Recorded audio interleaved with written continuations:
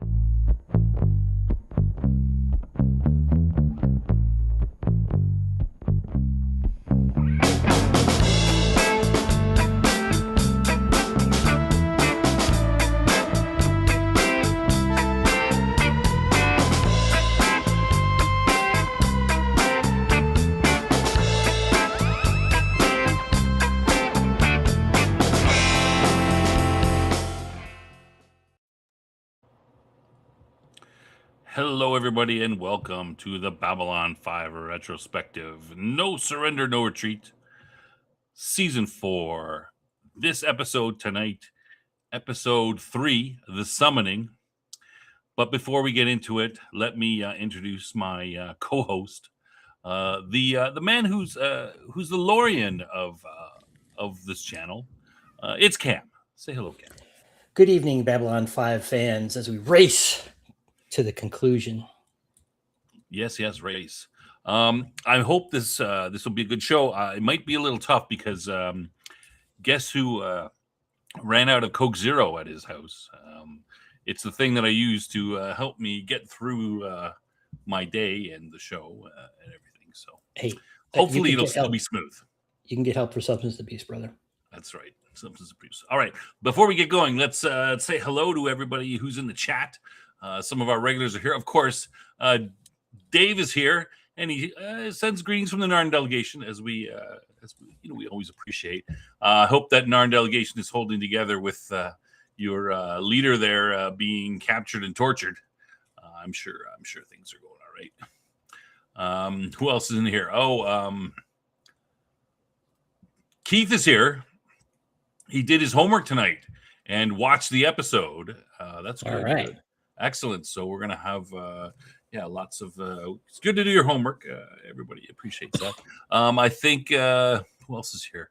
Some of the regulars are here, of course, some of the panelists. But I don't see anybody else who is not actually on the show. But that's so fine. Oh, no, of course. Q2 is here saying evening. He's not on tonight, but next week he'll be on. He'll be the guest panelist, co-panelist next week.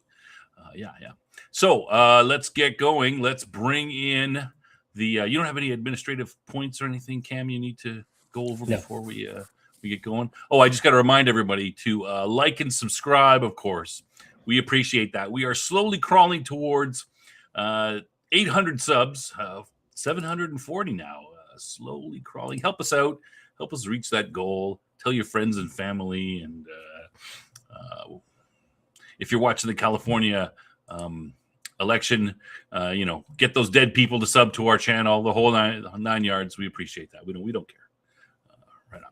Okay, well, let's bring in our guest panelists. Of course, we have our one of our co-panelists, Dean from across the pond, lending a little bit of class to the show with his posh accent. Say something. Well, I'll say something then. It's great. The girls are swooning. The girls are swooning. Fantastic. Right. It's great to be here. Looking forward to an amazing discussion. It's going to be good. Excellent.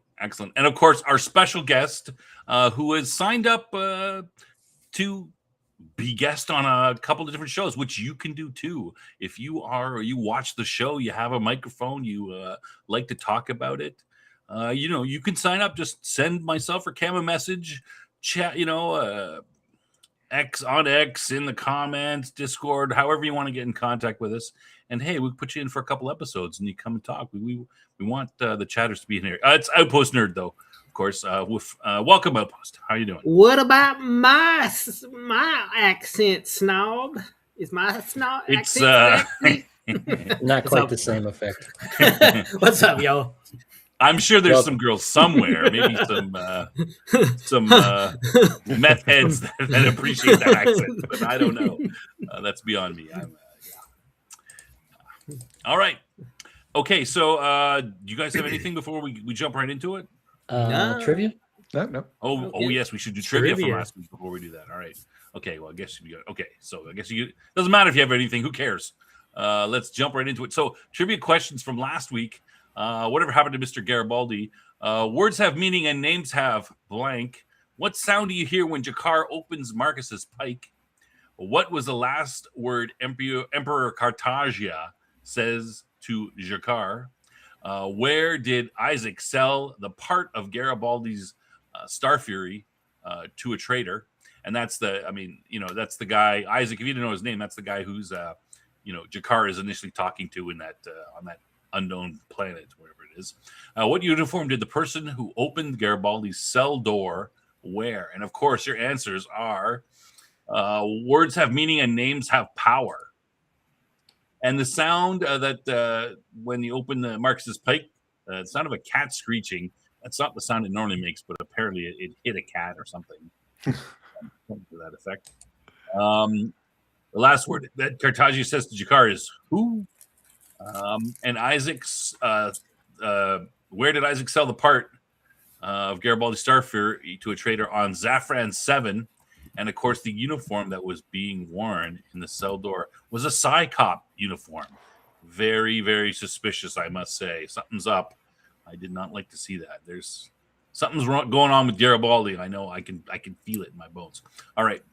So those are the trivia questions and answers for last time. I'll turn it over to Cam with our quick summary, and then I'll go into a little more detail. Then we'll jump right into discussion.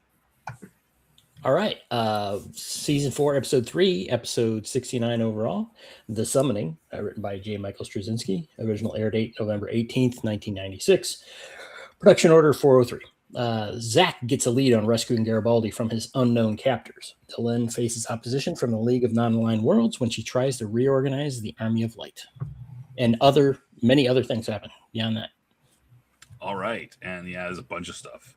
A lot happens in this episode. So first of all, before the opening credits, we start off with Ivanova, Marcus, and Dylan talking. Ivanova's wants to borrow a ship and take it to the first ones. We get a little bit of Ivanova's poor Minbari language skills, and Marcus is going to ends up going to go with her. And back on Centauri Prime, of course, we see Jakar, and he's being tortured by the Emperor. They're playing around with him, making fun of him and trying to embarrass him. It's a little bit kindergartenish, I thought. But anyway, then we have the intro, and then we go back to Dylan, and she's telling us a little bit of background about the episode. There's sort of three main things that I put that was going on into the episode.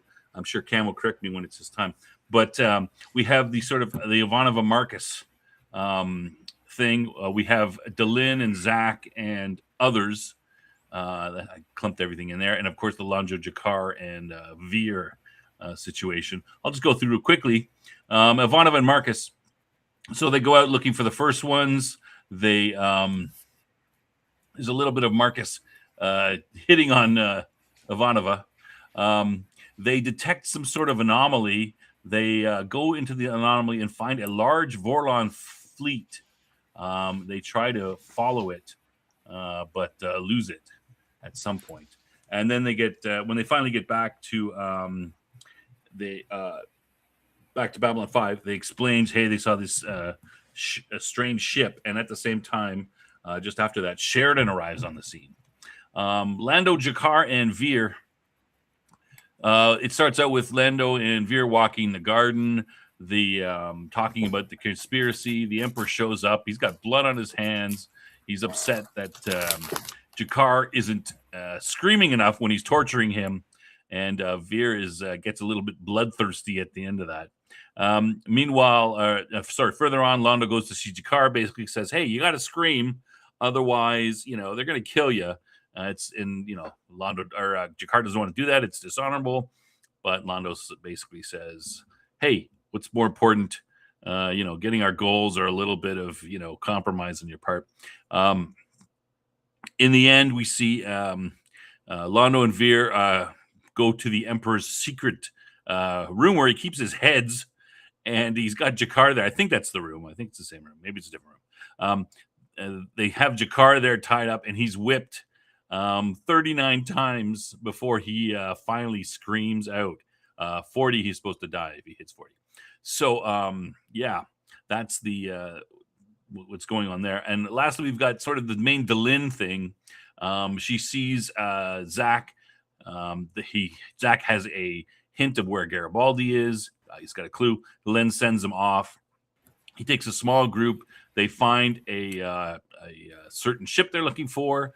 It refuses to stop. They fire upon it, trying to make it damage it. It lets go of a life pod, and the ship blows up. They find, and in the life pod is Garibaldi. Meanwhile, Delin sees Lita. She gets some info from, or she asks her to get info with what the Vorlons are up to, because something's strange. And Lita basically says that they don't seem to care about us humans anymore. Meanwhile, when Lita goes and she does actually see her Vorlon, she attempts to read his mind. She gets blasted. Meanwhile, Garibaldi has now made it back to Babylon 5. He wakes up in confusion.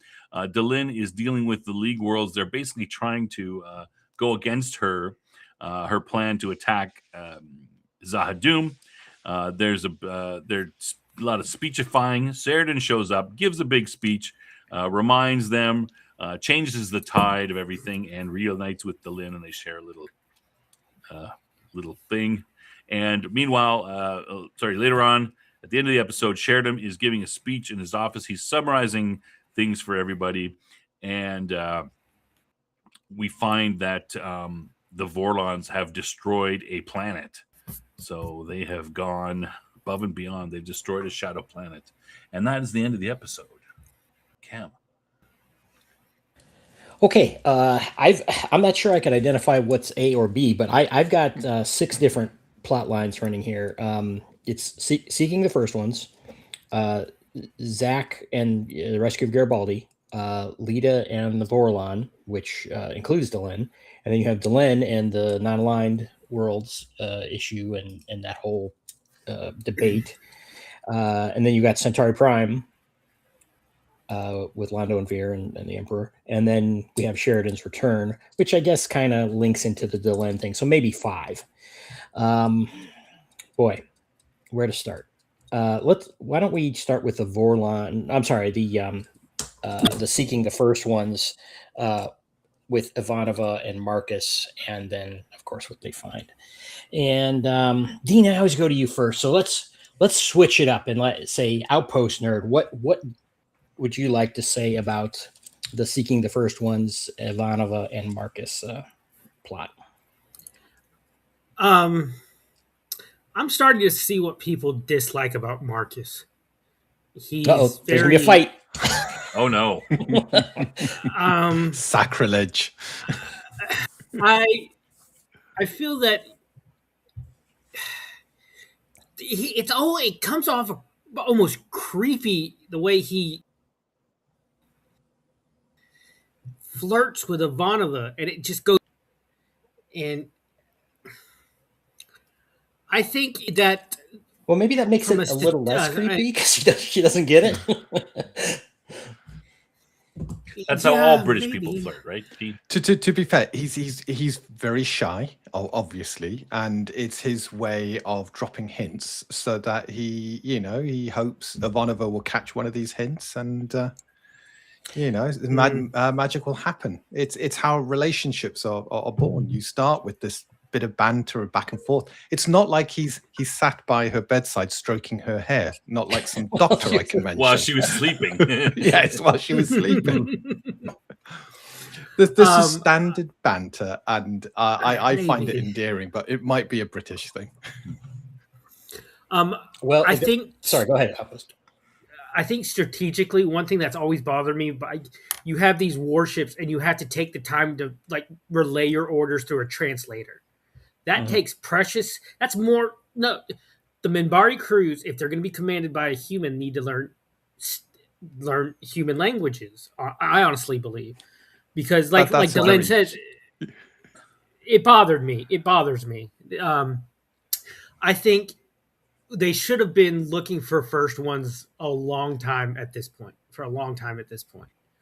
I think them going out. I like the banter that they kind of have, like on the ship. I thought it was kind of a weird conversation. Oh, Marcus is a virgin. It's like, oh, okay. How does that? I think this was probably if I could take any plot line out, it would probably be this one of this episode. The whole thing, or the Marcus and Ivanova stuff? Do you like the first one's part of it, or just the whole thing? I think they could have said, "Hey, we're going to look for the first ones," and that's it. Like that first scene, they could have kept that first scene in where it was Marcus, Delenn, and Susan, and they could have just left the rest of it out. Okay. I kind of agree with your point regarding, that there probably should have been more, like a continuous thing where they were searching for the first ones, rather than that first instance of it. And then like, oh, hey, yeah, let's go back to that. I thought it would have been better. But I guess we'll have to see where it goes. Yeah. Dean, what do you think about this? Yeah, it's a little bit of a plot device, isn't it, to get the story moving and to get them uncovering where the Vorlons are hiding. So it does feel a bit odd in that way. But I think I wouldn't cut this bit because A, it's got Marcus in it and he doesn't get enough screen time. And B, where else are you going to hear Minbari for hat rack rat catcher and brick bat lingerie? It's I found that scene quite funny. That's why I said keep the first part, because that was funny. Yes. I love Delenn's reaction to it. He's like, he tells Marcus, if anyone laughs on that ship, they'll answer to me. And he's like, you could tell she's serious. And it was just a funny moment. Yeah. And it's Marcus is one of those characters, I guess. It's a bit of a Marmite character. You either like him or you don't. I feel he came across well. I felt how he is that shy boy. He's trying to, you can tell he hasn't had many relationships, if any, in the past, or he's been stung in the past, and he's trying to protect himself whilst at the same time express his his affection for someone else. So I found all of that quite natural, rather than some of the scenes we've seen with Dr. Franklin. But that said, it's they're off to see if there are any other first ones out there. And yeah, it's more what it leads to is the important thing in this episode. Mm-hmm. Well, Mark or Dean, you mentioned that they find the Vorlons out there in this, and I'm not sure it makes a lot of sense. They're hiding in hyperspace in some kind of fold in there, and it's like, well, I can understand why they'd be hiding, but why couldn't they just hide in Vorlon space? Because no one goes into Vorlon space and comes back out.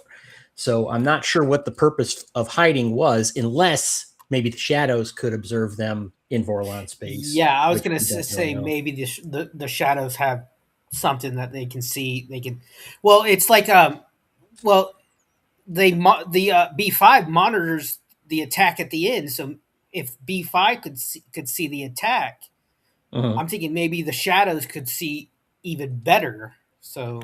Yeah, this is the first time we've actually seen a Vorlon ship in hyperspace, and we don't know whether they naturally travel through hyperspace like this. They fold hyperspace on itself to get an even faster travel time. So this might be the natural way of the Vorlons traveling. Well, we've seen them come through the gate, though, haven't we? with But ship. that's coming out of hyperspace. We've never actually seen a Vorlon ship in hyperspace itself. Okay. That said, I think the Vorlons were about, as we find out at the end of the episode, this kind of agreement on battle lines. The Vorlons were about to step across a big line, and they probably wanted to do it with the element of surprise. Because the moment they revealed themselves, that was it. The Shadows knew the final escalation had taken place. This and that cold. it was now, sorry, Dean. yeah, it would be a direct conflict between the Vorlons and the Shadows, with us in between being crushed underfoot. Yes, the Cold War has become hot. That's I think a big point of this episode is the Cold War between the Shadows and the Vorlons has become hot and violent, and there's no one is safe. These Titans on the galactic scale, which from our perspective, I said last week in chat, they're not gods, but power wise, they are compared to everyone else, all the younger races, including the Minbari. These two Titans have it's like Muhammad Ali and Mike Tyson finally going at each other, and everyone else in the middle of the ring, like, oh, like I gotta dodge these, and everyone's. Here's the question. The question I have with this is that, the Vorlons were basically on the side of the protagonists of the show, right? I mean, with Kosh at least, and then now they've backed off and they're being very standoffish or even hostile. And I don't know. I'm not clear how that serves them. It's like, are they just trying? Are they not only breaking, the Cold War, as you say, but they're done with everybody at this point? But because wouldn't it be easier for them to have just cooperated and they could have all, because now they're willing to move, right? So why not just go together and wipe out the Shadows once and for all? Well, I made the assumption that perhaps that the loss of Kosh is affecting them more than we think, and so they're kind of like, and I, because of what Lita says during here about how Kosh seemed to like us, you guys are barely tolerating us. I think he was probably the lead in saying, hey, these humans aren't so bad. Let's be nice to them, and he was spearheading that. And now that he's gone, that his influence is no longer there. Plus, they might be even pissed off because they lost him. So now, whoever's the head of, whoever's their ideology is like, why are we wasting this time with these stupid humans? And that's a whole lot of them. Let's carry on. You bring up a good point. Maybe Kosh was the only one ever that was favorable towards the younger races. I mean, we don't know what influence he has in his people or how many of them there are. We don't know. I would suggest it's a lot. Yeah, maybe it's a lot. He's probably very, very influential, and that's why he was there, because he's like, no one else is going to do this job but me. Dealing with the humans, because everybody else hates them. I mean, that if that isn't true, it seems that's what they're sort of telling us. Yeah, with the stuff with Lita. Remember, if you remember how Kosh himself looked, his encounter suit was very less, almost evil looking. It was, and the new Kosh is almost his encounter suit is almost, I would think, devil like in appearance. It's very dark. With Kosh, it was like these soft browns. With the new Kosh, it's that dark purple, black, and the counter suits are just completely different. And the way he treats Lita, he treats Lita a little more than a dog. Yeah, I'd say the new Kosh is a little more martial, his suit, for sure. Yeah. Yes. Yeah. It's much I think it also goes a little bit beyond that, which is the Vorlons traditionally are all about law and order. They're the lords of order, and it's all about obeying them. And I think in every 1,000-odd years, we know the Shadows and the Vorlons come out to teach the younger races, and they come to head with each other. This is probably the first real cycle since they've been going off the agreed pack that the Vorlons have had their kind of chosen one disobey them. Yeah, you don't go to Zahidum. That their chosen one caused the death of one of their kind, the first death they felt in however long. And now that first one has dealt a terrible blow to their enemies, the Shadows. And that opened up a door. We hear that, it's opened up a door. It's given them more possibilities. I think the Vorlons have just sensed that they've grown tired. They've grown tired of this cycle. They've grown tired of having these insolent younger races disobey them. They who know best. And they're kind of, right, let's just end this once and for all. If we get rid of the shadows, there will be none of this opposition to our way of doing things. And the younger races that survive, we can then guide them. And there won't be any of this chaos nonsense about. So I think the Vorlons are just going down this natural progression where they want their version of the galaxy. And there's no room for anything else. That's interesting. What you said about, because obviously Sheridan is kind of the chosen one there, but the shadows really have their claws into the rest of humanity quite deep, right? Oh yeah. And maybe it's like it's like, well, okay, this guy didn't turn out well either, so forget him. They're all to the bad side, because I mean, again, the shadows were kind of buttering up Sheridan on behalf of the humans, and maybe that's yes. I mean, maybe that wasn't all fake. It's like, yeah, the humans, they kind of, they're pretty chaotic. They fall in line with what we want. They're willing to mix it up, and maybe there is more of a natural affinity there. I kind of went back to, what was that old man on Zahadoom's name? I can't remember his name off the top of my head. The random guy that just Justin kept saying. What did he tell Sheridan? He said, "You're the kind of the linchpin. If people will follow you." And with him being dead 2 weeks, we saw the ramifications. The Army of Light nearly collapsed without Sheridan, and he was only gone 2 weeks. Yeah, and they did not lie to Sheridan on Zahadoom, right. And we saw that they, with the reactions from the younger League of Non-Aligned Worlds, we saw that they were telling the truth. Yeah, that's a good point. We are seeing that statement about Sheridan demonstrated, in a variety of ways, a number of times. So that's a good point. I would suggest that the humans sort of they fall in line more with the shadows. I mean, the Vorlons have Babylon 5 and maybe a few scattered tiny colonies here or there. The shadows have Earth. That is the bulk of human power and population. So I mean, if you have to look at it that way, the humans are generally more on the side of the shadows overall as a race. Well, Earth has, I think if you look at the history, it's kind of probably switched hands. Right now it's in the shadows, but who created the psychics? Vorlons, messing with our DNA. So I think maybe one time Earth was kind of, the Vorlons kind of had control over the Earth and all these other planets, because without the Vorlons, we would not have psychics. Yeah, but that's also probably going to piss the Vorlons off more. We've been working with these guys for 200 years. We've done all this stuff, and now they just turn on us on a dime, right? Yeah. So, screw them. Okay. Anyone else have anything about we could come around to it at the end again for the big, problem, but anything else on this, or with Marcus and Ivanova? Let me just say real quick, as bad as Marcus is in flirting, Ivanova's just as bad as picking up on the flirting. Yes. Yeah. Yes. Well, it might not be her team. Marcus might not be her team. We're not sure about that. We Well, I'm just reminded of one of the funniest moments I think in the series is when they're at breakfast in one episode. Susan, and he's all of a sudden there are eggs, and all of a sudden they have this is such an inconsistency. They have problems in one episode getting food on Babylon 5, and then that one episode they don't, because in season 1, I remember Garibaldi has waffles, eggs, and whipped cream and fruit and all the breakfasts, and all of a sudden now they're eating this slop. But Susan gets bacon and eggs, right. And Garibaldi and Sheridan are just, oh my god! Marcus has got the connections. Yeah, Marcus has got connections that even Garibaldi doesn't have. Okay, let's go to. Why don't we jump to the Delenn and non-aligned worlds bits there? So she had a meeting. I keep on forgetting the name of that ambassador's race.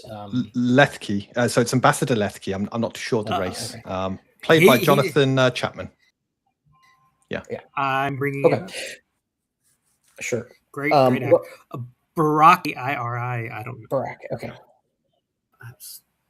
Yeah, and so they're kind of he's been well, actually they kind of got drawn into the shadow thing at one point, but he's appeared a number of times, and he comes to Delenn and says, hey, this is going on. They're basically going to try and make a public move against, to discredit Delenn. And so and it turned, I mean, it seems like he was truthful, he wasn't playing games or anything. He told her about this.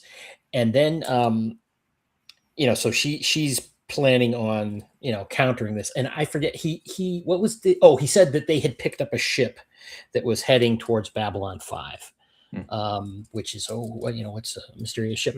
But then he's like kind of plays it off as nothing, which I would be kind of concerned if that was going on. But so let's see, Dean, you want to talk about Delenn's kind of attempts to hold this together? She's still moving forward with the the plans to attack Zahadum. Yeah, it's not unexpected, is it? The League suddenly going all their own ways and deciding that they got to look inward rather than outward. It's quite a natural reaction. You've lost your main leader, the person who was pulling everything together. Their eyes are now turning inward. They were asked to put a load of ships into an attack that they've said right from the start. You can't attack Zahadum. Anybody who goes there doesn't return. So.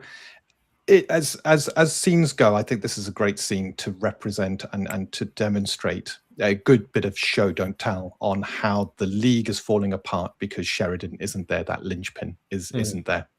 I think they called him a nexus, didn't they? When he goes left, the whole galaxy shifts left with him. And the ambassador giving her the kind of heads up. I think is quite nice. I don't think you find out whether they are still going to give their ships or not. Right. Yeah, he didn't really. No, he didn't turn around and say, "Don't worry, you've still got our ships." It was, look, they're talking about dismantling the fleet, the non-line fleet, and I guess that if the fleet was dismantled, their ships would also be dismantled with that. Well, and going back to their homes. We do see a shot of Babylon 5 on the outside, and I think there's like one Minbari cruiser there and not much else, So. I know. We've got used to seeing all the weird ships floating around. So, yeah, Babylon 5's been pretty much left on its own.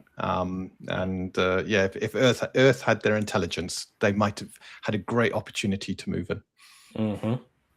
Outpost, what do you think about Delenn's desperate attempt to keep things rolling here? And she does mention also, I was like, she's kind of in charge of the station. She's like, everyone else is gone, and she's in the CNC, right? It's like, okay, I guess she's the commanding officer now, Yeah. Anything else you want to say about that? Or interesting. Dean, you want to mention that, how she's in charge before? No, it's okay. Off you go, Outpost. I thought it funny, like the thing that Earth feared the most, like alien control of Babylon 5, it was what their reasoning was. It's kind of come true. She's in control. The only member of the command staff left is Franklin, and of course he's not the command type. He's down in Medbay. Sure. The ambassador, like, I kind of felt he was playing both sides. He was like, I'm going to tell Delenn this, but I'm going to stay back to see what happens, because he's not on the guardrail with the other ambassadors, I don't believe. Right. During the big speech at the end. And I found it kind of weird. The ambassadors literally walk by Lanier when he's sitting there drinking some tea in the Zocalo, and no one notices him. I thought that was a kind of a weird setup overall. It's like, it's just Lanier is like, oh, it's happening, come on down. It was that was a weird scene, because I don't know if you noticed, Lanier goes to the screen and then he presses channel, sector and sound to connect to Delenn, and it just felt a bit odd. It felt a bit I don't know whether I've always wondered, those were like actual touchscreens or just like video screens that they I think they're CRT monitors. I think they had the curvature to them, so they're the old-fashioned monitors. That's one thing that's always bothered me. Like I remember, like, in Doctor fans are so, for lack of a better word, anal retentive in some of these things. If you press the wrong button, they will Yeah. they will notice and call you out on it. It's like someone, I can't remember what show it was, but an actor's like, okay, how do I do this? How do I do this? Because I have to figure out what each button does, because if I want to do something, it was like I said, Doctor Who. That's right. Matt Smith had to it's figure William out. Hartnell. William Hartnell Yes. said, I need to understand each button on the Yes, TARDIS, because yes. if I press the wrong one to do something, a fan will notice and be rightly upset. Nice. Adventures in Time and Space. That's right. And that I love that movie. But it always bothered me. He's sitting right there in the open. What? He's Well, we know. Yeah. Zocalo is a free zone. Well, yeah, but wouldn't the other ambassadors like, hey, it seems odd that Lanier, Delen's right hand man, is sitting there watching us. Yeah. Yeah, but it wasn't exactly. See, I didn't have as much of a problem with that, because they're about to make this big speech to everybody anyway and be very public.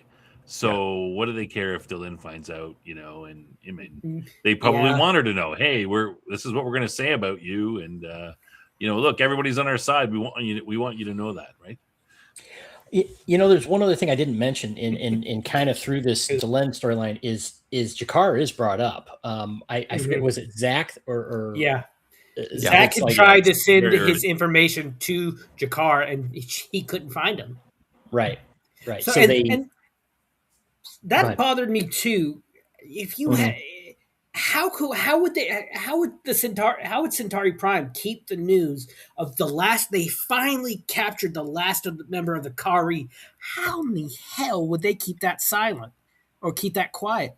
How did they not know? Is there that much of like a blackout between Centauri Prime and Babylon 5 that they're not getting any news from Centauri Prime? Yeah, it is a little weird that some of the things seem to be pretty isolated. It's like this going on over here, the people don't get word of it. But then other things, it's like, oh, hey, we just happen to be monitoring this fight's going on across the galaxy, So it's a little uneven. I didn't think it was weird. I mean, if the government wants to, capture some terrorists, they can keep it secret for a certain amount of time for sure.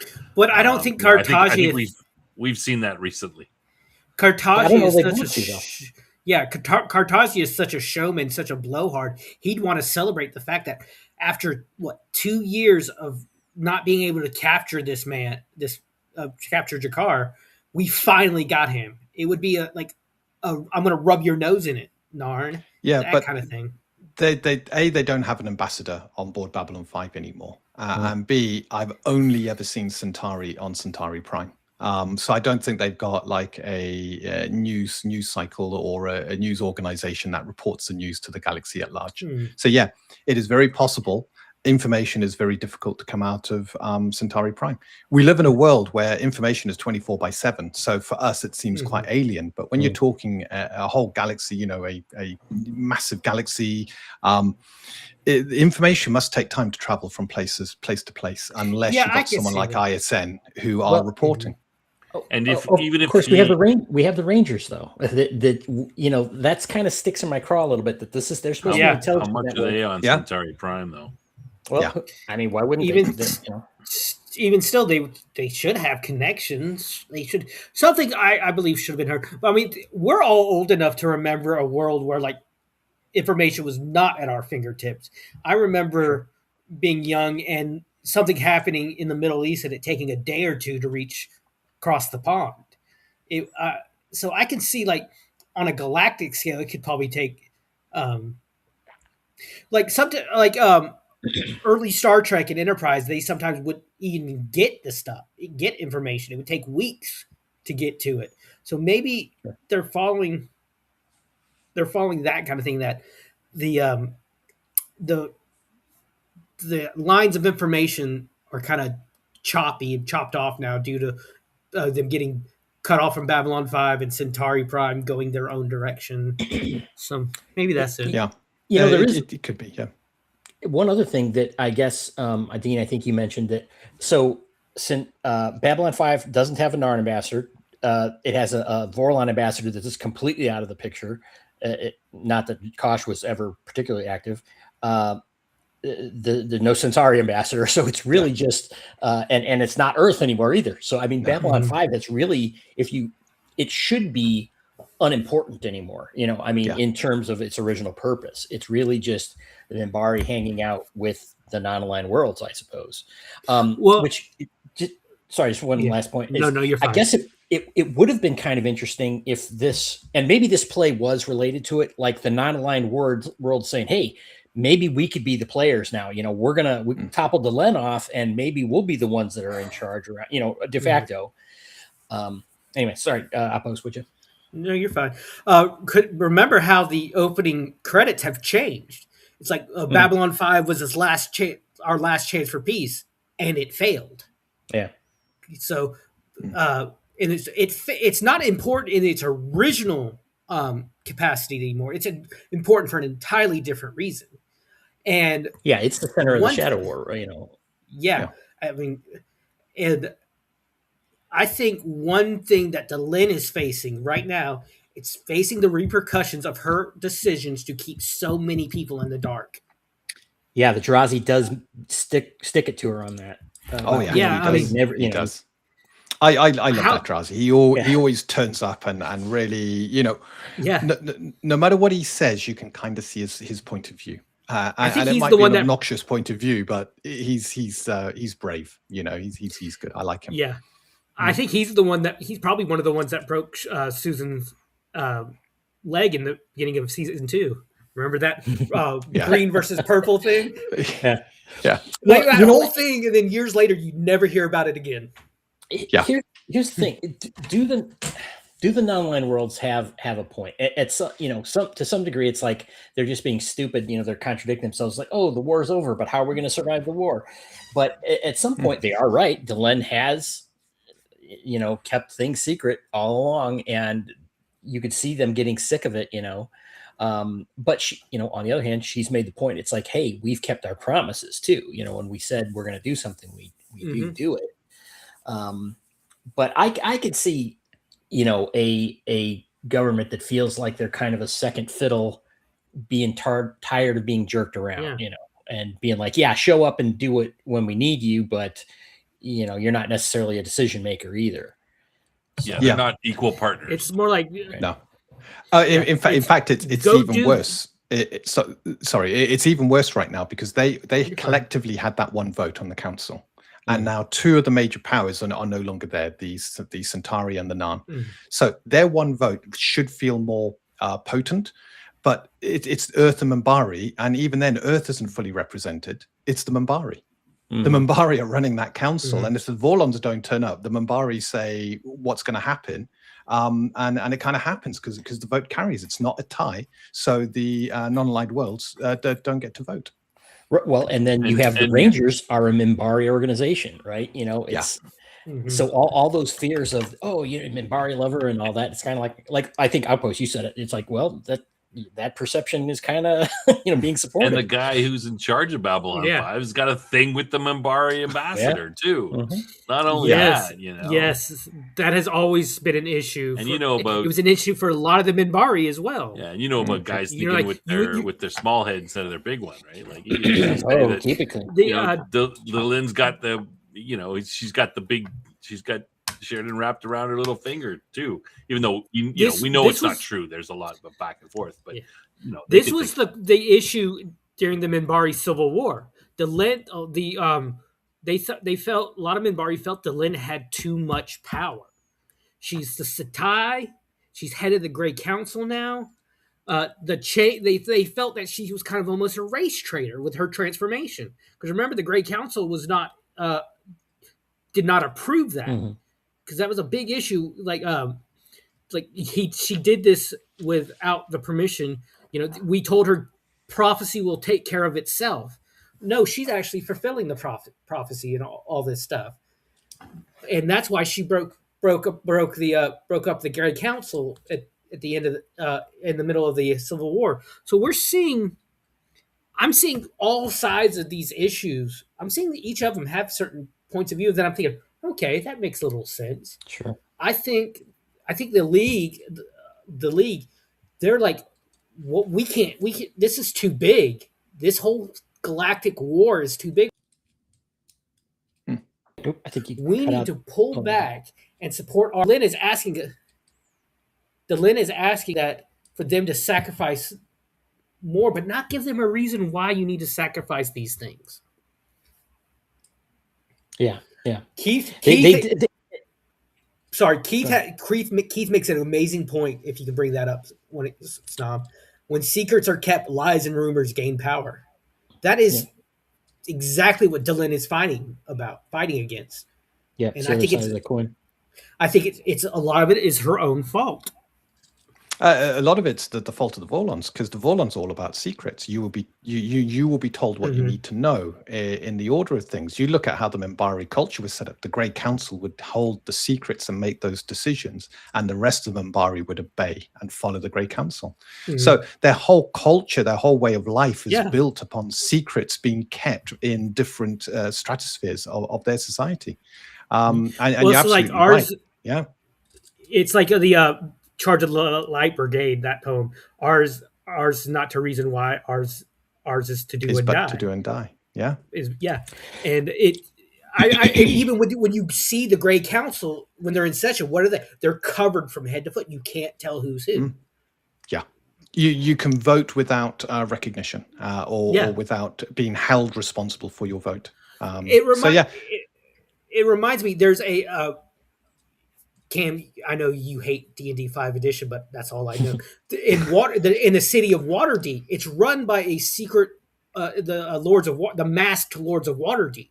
They're noblemen, rich merchants. They, from head to toe, you don't know who's who, but of course they have one open lord, which is in this case would be Delenn, and it's that voting without repercussions, which I think is a completely perversion of a system like this. Yeah. And of course, in Waterdeep, just to finish that off, the Mythal of Waterdeep selects the lords for whatever purpose. There's a quest you go on. You go into the catacombs of Waterdeep to search for the secret chamber if you want to become a lord. And if the Mythal deems you worthy or what the city needs at that point in time, you can fulfill an empty seat. It's a great analogy. I think it works well. Other than you haven't got the level of accountability that you had in Forgotten Realms. Yeah. Well, we were talking, a little about the Vorlons here. Let's rope in the bit with Delenn and Lita and talking about the Vorlons here.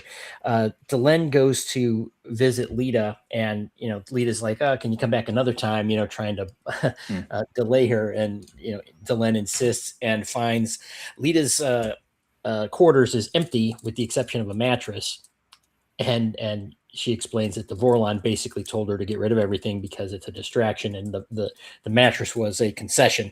So Lita seems kind of embarrassed almost, that in what's going on, and manipulated, and Delenn is urging her to, it's like, we got to find, you got to find out what's going on with the Vorlons here. They're needed essentially, and they're not helping. Snob, do you want to talk about this part? No, I mean, you're making a good point. I agree. Okay, well, that was kind of the outline of it. I guess we'll just go around and see what everyone thinks of it. Dean, let's start with you on this. Any thoughts about it? And I mean, I guess we can go back to, we can continue that also to when Lita does have her encounter with the new Kosh. Yeah, it's I think we're seeing the Vorlons as they truly are at this point, which is your creature comforts are no longer our concern. You just obey. You're a tool for us to use, and we will continue to use you until you're done. You even hear Lita talking about it. She let them do things to her. She let them enhance her psychic abilities, give her gills. So she's earned respect, and she deserves to understand what's going on. So I think it's a touching scene. I think Patricia Tallman is such a great actress in this role. You can see the embarrassment on her face. She's got this room. She's got nothing in it. So on her off time, there's nothing to occupy her mind. It's I found it a little bit heart-wrenching, actually, because she's gone from giving everything to the Vorlons because she believed in them to now being in this position where she's her entire kind of belief system is beginning to shake, because they aren't the I'm trying to think of the words here, but they aren't the idealistic good people, angels, good guys, the angels that people yes. thought.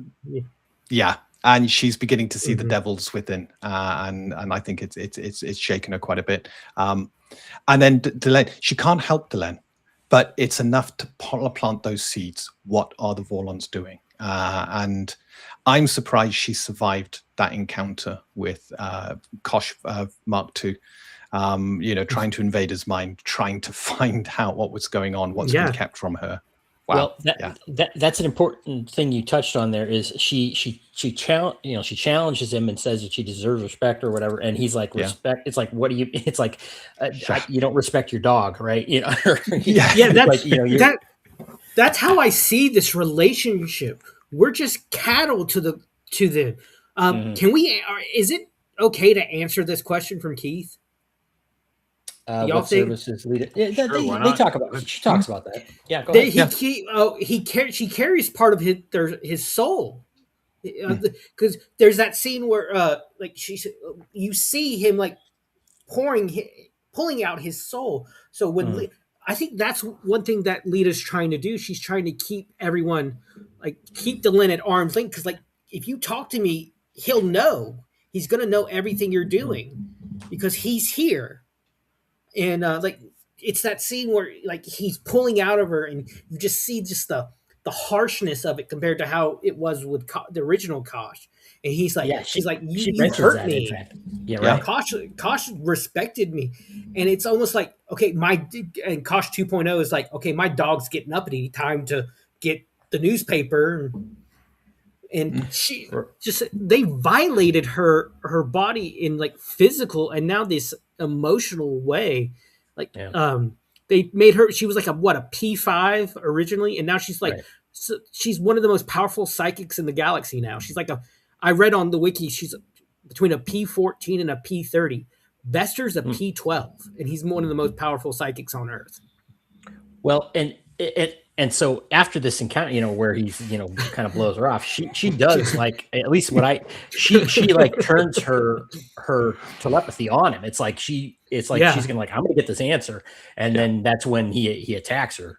That's the newspaper to the dog's nose moment. Right. Yeah. And so, if she is that powerful, and we have good reason to believe she is, then what's a Vorlon then? If you were to put that scale on him, is he a 50? We don't know, I guess, but he dealt with the dog is the right analogy, right? And that's why he doesn't kill her, because she's a dog and she's still useful. She doesn't know any better. She gets slap on the nose with the newspaper. I mean, that's what you do with a dog. You don't. Your dog tries. She doesn't deserve death. It's not worth it, right? And he still probably needs her. Perhaps, maybe. It's his only way of getting around without being noticed. It's too much trouble to go to the pound to get a new dog and retrain it. Yeah, absolutely. Pain in the ass. Yeah, and it sounded like Lita had to be modified for that to happen. Otherwise, it probably would have driven her insane. And I've got this whole theory about Sheridan and Kosh, and Sheridan having Kosh in his mind and driving him insane and stuff like that.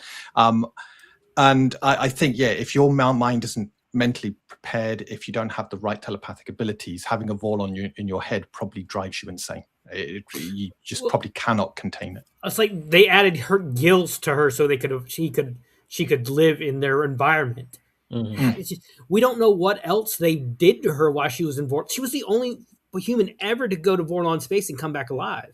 Well, we do know that they kind of fixed her body or enhanced it, because remember she had some kind of minor medical issue or whatever, and Franklin's that's right.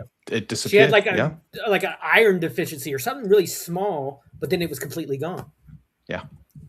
Who knows what other things they did that Franklin can't detect? Yeah. right? Yeah, Keith. That's pretty much it. It's transportation. Yeah. Keith, transportation. Is that what you're? Yeah. If you've, the Vorlon use her. There's a scene in this episode where he's leaving her. There's like lights coming out of her eyes, like lightning type of stuff. But what the Vorlon does is somehow he's able to go into her body, and then she goes places, and this is his secret way of going around. And we guess finding out some information. Who knows what he's doing? Yeah, but he can do it secretly, and no one knows that. What. Yeah, we don't really see Lita's travels portrayed, but we get the idea that she is off, doing whatever at various times. We haven't really got a hint as to what Kosh did, or that what this Kosh 2.0 does with this. Like, why does he need to do that? Is he passing information to other agents somewhere? Is he just observing? We don't really know. It's not explained at this juncture. Right. Yeah. And at the end, we do see Lita just kind of on her mattress, sitting on the floor next to her mattress, kind of she's just like, wiped. She's wiped out. So yeah, it's definitely an abusive relationship. Okay, why don't we go? The cat's office, isn't it, Dean? And you just sit there, Yeah, we know who's in charge there. Okay, let's go to. Why don't we go to Zach and Garibaldi? Zach comes in with. He's got a lead basically, and it's I forget. Is he talking to Delenn at that point, or is it? He is talking to Delenn. Dean all of a sudden has a full head of nice dark hair. I do. Isn't that beautiful? Yes. a little bit clory, but otherwise a lovely set of hair. Sorry. So then, it's kind of like, we got to go for this now because, the information will get stale or whatever. And they, he gets permission to do that. And they send quite a force. It was, I don't know what, maybe 4 or 5 or shuttles and then Star Furies to go track down this vessel. And I'm not quite clear how that information really adds up to where they were able to track this ship, but they did. And then they go out there and they track it down. Who wants to take this one?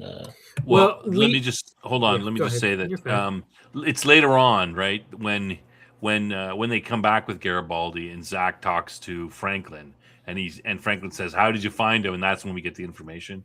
He says that we got a lead on a flight path or something like that. Where did that lead come from? I think is what Cam's yeah. Well, it was the remains of his Star Fury. I think somehow, we know now who had Garibaldi, right, for these 2 weeks, right? Yeah. The Cyclops had him. I think the Cyclops had him. Yeah. Yeah. Right. So I think the Cyclops probably leaked the information and it got to Zach. That's what I figured as well. Because the ship he's in is empty. And then they, as soon as they find the ship, they eject him in the life pod. I mean, he's lying in a bed; he's all ready to go, right? And then they blow it up. So. The ship conveniently blows up, right? Yeah, it's and automatic that. Yeah, to get no evidence, right? And we're not spoiling anything here. Zach, they should in the scene where Garibaldi's there with Franklin and everything, he's like, real lucky, like he's suspicious, right? He's an he is a cop, he's an investigator, so something's not adding up for Zach. I like this scene because I like Zach as a character, and I'm glad that I do too. Obviously he had his big time with the Night Watch stuff, and I'm glad that he's remaining in the mix here. I was happy they brought him in. The ranking guys now. Yeah, I'm glad. I was glad when they brought him into the Conspiracy of the Light. I think I'm liking this more and more because his role is getting bigger and bigger. Slowly, is getting bigger. He's getting to be more important. And I love Jeff Conaway. Jeff Conaway was such an amazing actor. He was in the original Grease. Sadly, he got addicted to painkillers due to the years on Broadway, and dancing just took a toll on his body. It's such a sad story. But seeing him in his prime like this, Jeff Conaway, it's not like a big. I'd say Zach for a long time was like a secondary character, or maybe even a tertiary character. But he's getting more and more. Doesn't he have his own title card now? He's in the opening credits. He is. Yeah. It used to be like also starring Jeff Conaway as Zach Allen. but now he's like the picture, I think. So I'm liking this, and I like that he's not taking this at face value. It's like, oh my god, I got my mentor back, yay! Okay, it's like this was too easy. What is going on? That kind of, like you said, investigator paranoia mentality. It's like don't question a gift horse. Sorry, right. No, I just in kind of the meta thing of this is, he started out as his character, is developing too, right? Because it was like, oh yeah, he's kind of just the guy. It's like, yeah, I'll go along with the Night Watch thing just to get the check or whatever, and he grows through that, and his interaction with Garibaldi, and now he's more of a leader. You could see he's heading things up. Garibaldi's gone; he's in charge. And I really enjoy that. I think it's kind of a hidden gem of the show. Yeah, I mean, Zach didn't become a character till mid-season 2, I believe, because when Sinclair comes back, he mentions like, "Oh, I started not long after you left, Ambassador." So it's right. It's good. He's grown in such a short time, but he's become such an integral character that he's one of my favorite characters in the show. Well, and this is something like Zach and oh my gosh, the lieutenant, not Keffer. Yeah, I can't believe I can't remember his name on the CNC. And then this Drazi guy, and they have these recurring characters, which I think really is nice to see. Some shows don't do that well. It's one and done, and you never see them again. Yeah. But these secondary level characters on the station, it's nice to see the continuity of them. When they do have that, which some of my favorite shows, what they don't like the Nathan Fillion's Castle, they would use all the same background actors for most of the run because it allowed the main cast to have this almost camaraderie that wasn't just within the main cast. It allowed you to do like Nathan Fillion would do something in there was one scene where he comes up with this crazy theory. He's like, just solve the case. He puts his hand up, and a random background actor, just without missing a beat, it was improvised. So it allowed that, and I like that within Babylon 5 with these actors. You feel like even the background actors are kind of growing almost with the situation. Yeah, exactly. We're seeing that with the ambassadors. I mean, some of the ambassadors have one or two lines of the entire series. And with like Lorien, the actor who played Lorien, he's played other characters in the show. So it allows the actors to learn how to play off of each other more. Yeah, Zach replaced Lou. That's right. Lou was right. Was Lou the one that shot him? Yeah, no, he didn't. Lou wasn't. Lou was his right hand man that stood by him. Yeah. It was the other guy. Yes, that's right. Corwin is the guy. Corwin. Yeah, Corwin. Yeah. I just like seeing the growth. Even it flushes out the entire world, even when these secondary characters and tertiary characters are allowed to grow. Yep. So I like it. Okay. Anything anybody wants to say about the rescue mission of Garibaldi? We see him. We'll get to him at the wrap up scene as well when he actually does some things. But he has his little flashback that he's shown or his nightmare. With his jumbled memory, and Zach does ask. He's like, what do you remember? And he's like, I don't remember anything. But I find that a little strange because clearly he remembers something. We just were shown that he's experiencing. He probably just doesn't understand. Yeah, that could be. Yeah. I think it's memory blockers kicking in by the cycle. He's got this brief glimpse, and then the memory block is hit because he's told he's been activated. And you got to remember, this is kind of this kind of paralyzed when he gets shot in the back. This utter betrayal and violation of his personal being. Yeah, that's true. So this is he's been jerked around a lot. Yeah. I mean, it to me, I see the parallels. And Garibaldi's not a man who could stand a mystery. He's the kind of man that if you put a puzzle in front of him and told him it's like, don't touch it, you'd walk out the door and he'd start putting it together. It's like, screw you, I got to figure this out. What is this picture? He has to know these things. Yeah. He can't abide a mystery, and this, I think, is going to be is torture, and his hatred of psychics, even in general, before all this at the start. Him and Susan just despise psychics. Susan for completely different reasons. For him to be violated by psychics has to be an utter nightmare for him. Well, yeah, but he's not aware of it right now, or it's it's being He's not blocked, aware of it right now. not We consciously. are. Yeah, right. But clearly, Yeah, his subconscious mind is circling around it, like you Mhm. said. I think it's pretty obvious to the viewer, me being a first time watcher. It's pretty obvious somebody's messed with Garibaldi. Well, yeah, Somebody's they're not messed with really his mind. They did hiding it. something. Right. He can just the look on his face and his the little flashbacks, but yet he says, "No, I don't remember nothing." Yeah. There's Well, obviously something going on. and so what I'd like to do, I want to do the whole wrap up thing where we've got Garibaldi and all this other stuff. But unless anybody has anything about what topics we've already talked about, I'd like to shift over to Centauri Prime. Anything else? Any last notes before? No, Centauri Prime is one of the. I'm good. Oh, this is one I've been looking forward to talking about. I'll just tee it up. Is basically we like Snob said, we see Londo and Veer, kind of conspiring in the courtyard and everything, and the scene with they have like a gesture cap on Jakar and mocking him in the court and toying with him and things like that. It doesn't seem particularly violent there, but when we see him later, the Cartagia later, again, he's literally, his hands are covered in blood, and he's talking about how he can't get him to scream and all this.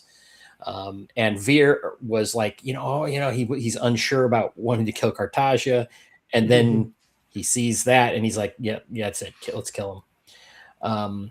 And then, Cartagia has told Londo, it's like, if he doesn't do it, I'm just going to kill him. And so now Londo's whole plan is in danger. And then he has this conversation with Jakar, where they're going back and forth. And then, of course, the final scene in the secret dungeon of the Emperor. Snob, do you want to talk about anything, or you just want to relax back there? What do you mean? Well, if not, one of our guests will be happy to take it, I'm sure. I like to let the other guys go first. Okay. Yeah, and then more comment on what they're saying. Yeah. All right. Outpost, you said you were eager for it, so take your shot. Let Outpost go. I felt this whole thing. My thing was when dealing with a bully, what is the one thing they want the most from you as their victim? They want a response. They want to be able to push your button. And that's what Cartagia wants. And him being a pestilent man-child, if he doesn't get what he wants, people die. And he's not getting what he wanted from Jakar. And I think the members of the royal court, when they're messing with Jakar, they're doing it probably a little bit out of fun, and two, also to please the emperor, because if you don't please the emperor, we've seen what happens. Yeah. Your head gets added to the collection. They're a bunch of sycophants, right? And these kind of fops, like him, like the guy with the water and everything. But I see like Centauri Prime is the final days of Rome. It's near the fall of the Roman Empire in many respects. This decadent, disgusting. I see Cartagia as a Nero type character. He just wants to please himself and let his people burn almost. And I love that moment with Veer. As you said, Cam, he was like, "I'm not sure about this. There's got to be some other way, Londo." And then he comes out and sees just his hands covered in Jakar's blood, and just nonchalantly he washes his hands and pours the water on the plants, like it's good for the plants. And you see that moment. I think this is one of Veer's pivotal moments. He looks at Londo and says, "You know what I said about there having to be another way? Never mind. Let's kill him." And just we see this. It goes from utter shock to utter anger on Veer's face, which is to me just just that pivotal moment. And I think this is the moment, because we know Londo and Veer are going to be both going to be Emperor. We don't know how, but I think this moment is where we start seeing Veer. Okay, he's starting to get into that mindset of an Emperor almost. And I thought that whole interaction in the garden was very well done. Warmworth Kenner, he plays Cartagia in such this childish, psychopathic way that's just beautifully done. Yeah, it is. He's disconnected to the point where he's talking about the stuff and he doesn't. It's like it's not even registering him that it's like he is that much of a, what I'm saying. He's not picking up on the other people's reactions even, because Veer is just like kind of like why and he's such a narcissist that he doesn't even can't even tell that other people are think he's a narcissist. And of course his sycophants are of course reinforcing him, so why would he but Dean, what do you talk about whatever you want, but also this whole thing, this conflict with Londo and Jakar, where Jakar is holding on to this whole thing. It's like, I can't give this up, even though he knows what's at stake, and Londo is telling him that directly. To start with, it's the people around the Emperor and their reactions, and you're right, the Emperor doesn't pick it up. He throws, I think, a handkerchief behind him, and the poor guy behind tries to catch it, and he's like eyes up, rolling in his head. And the whole thing. Pain technicians, they were called torturers back in my day. And I thought that was a nice nod. He's not that old. I know. He's not that old. But how many? And then he complains about their union. Yes. Like, how many times is he's never really? This, I think, is one of the first times he's directly talked to Veer. I mean, he's never he didn't even talk. Veer. He He's didn't always talk to talked Veer. He talked to his audience and probably Londo, but Veer was just there looking disgusted. I don't think Veer even registered. Okay. You're talking about someone who believes himself a god. He's one of the old emperors. He's going to be a god. And if a god wills someone to scream, then they scream. And the fact the person's not screaming is questioning whether he's a god or not. Because whatever the god wants, the god gets. Yes. And I think it's as simple as that. You got someone defying what he wants. And that can't be allowed to happen because it questions his godhood. You can't undermine my authority. I'm a god. Absolutely. That's the whole thing. But from the Narn's point of view, Jakar is incredibly proud and stubborn, and the Narns are renowned for their ability to endure incredible pain. So from Jakar's point of view, if he screams, he's giving this lunatic what he wants. And it's almost at that point, his mind is surrendering to the fact he is in this prison rather than remaining strong and resistant to the end. So for Jakar, this is a moment where he's got to surrender himself to his situation. He's got to accept that his captors have him, and he has to give his captors what they want.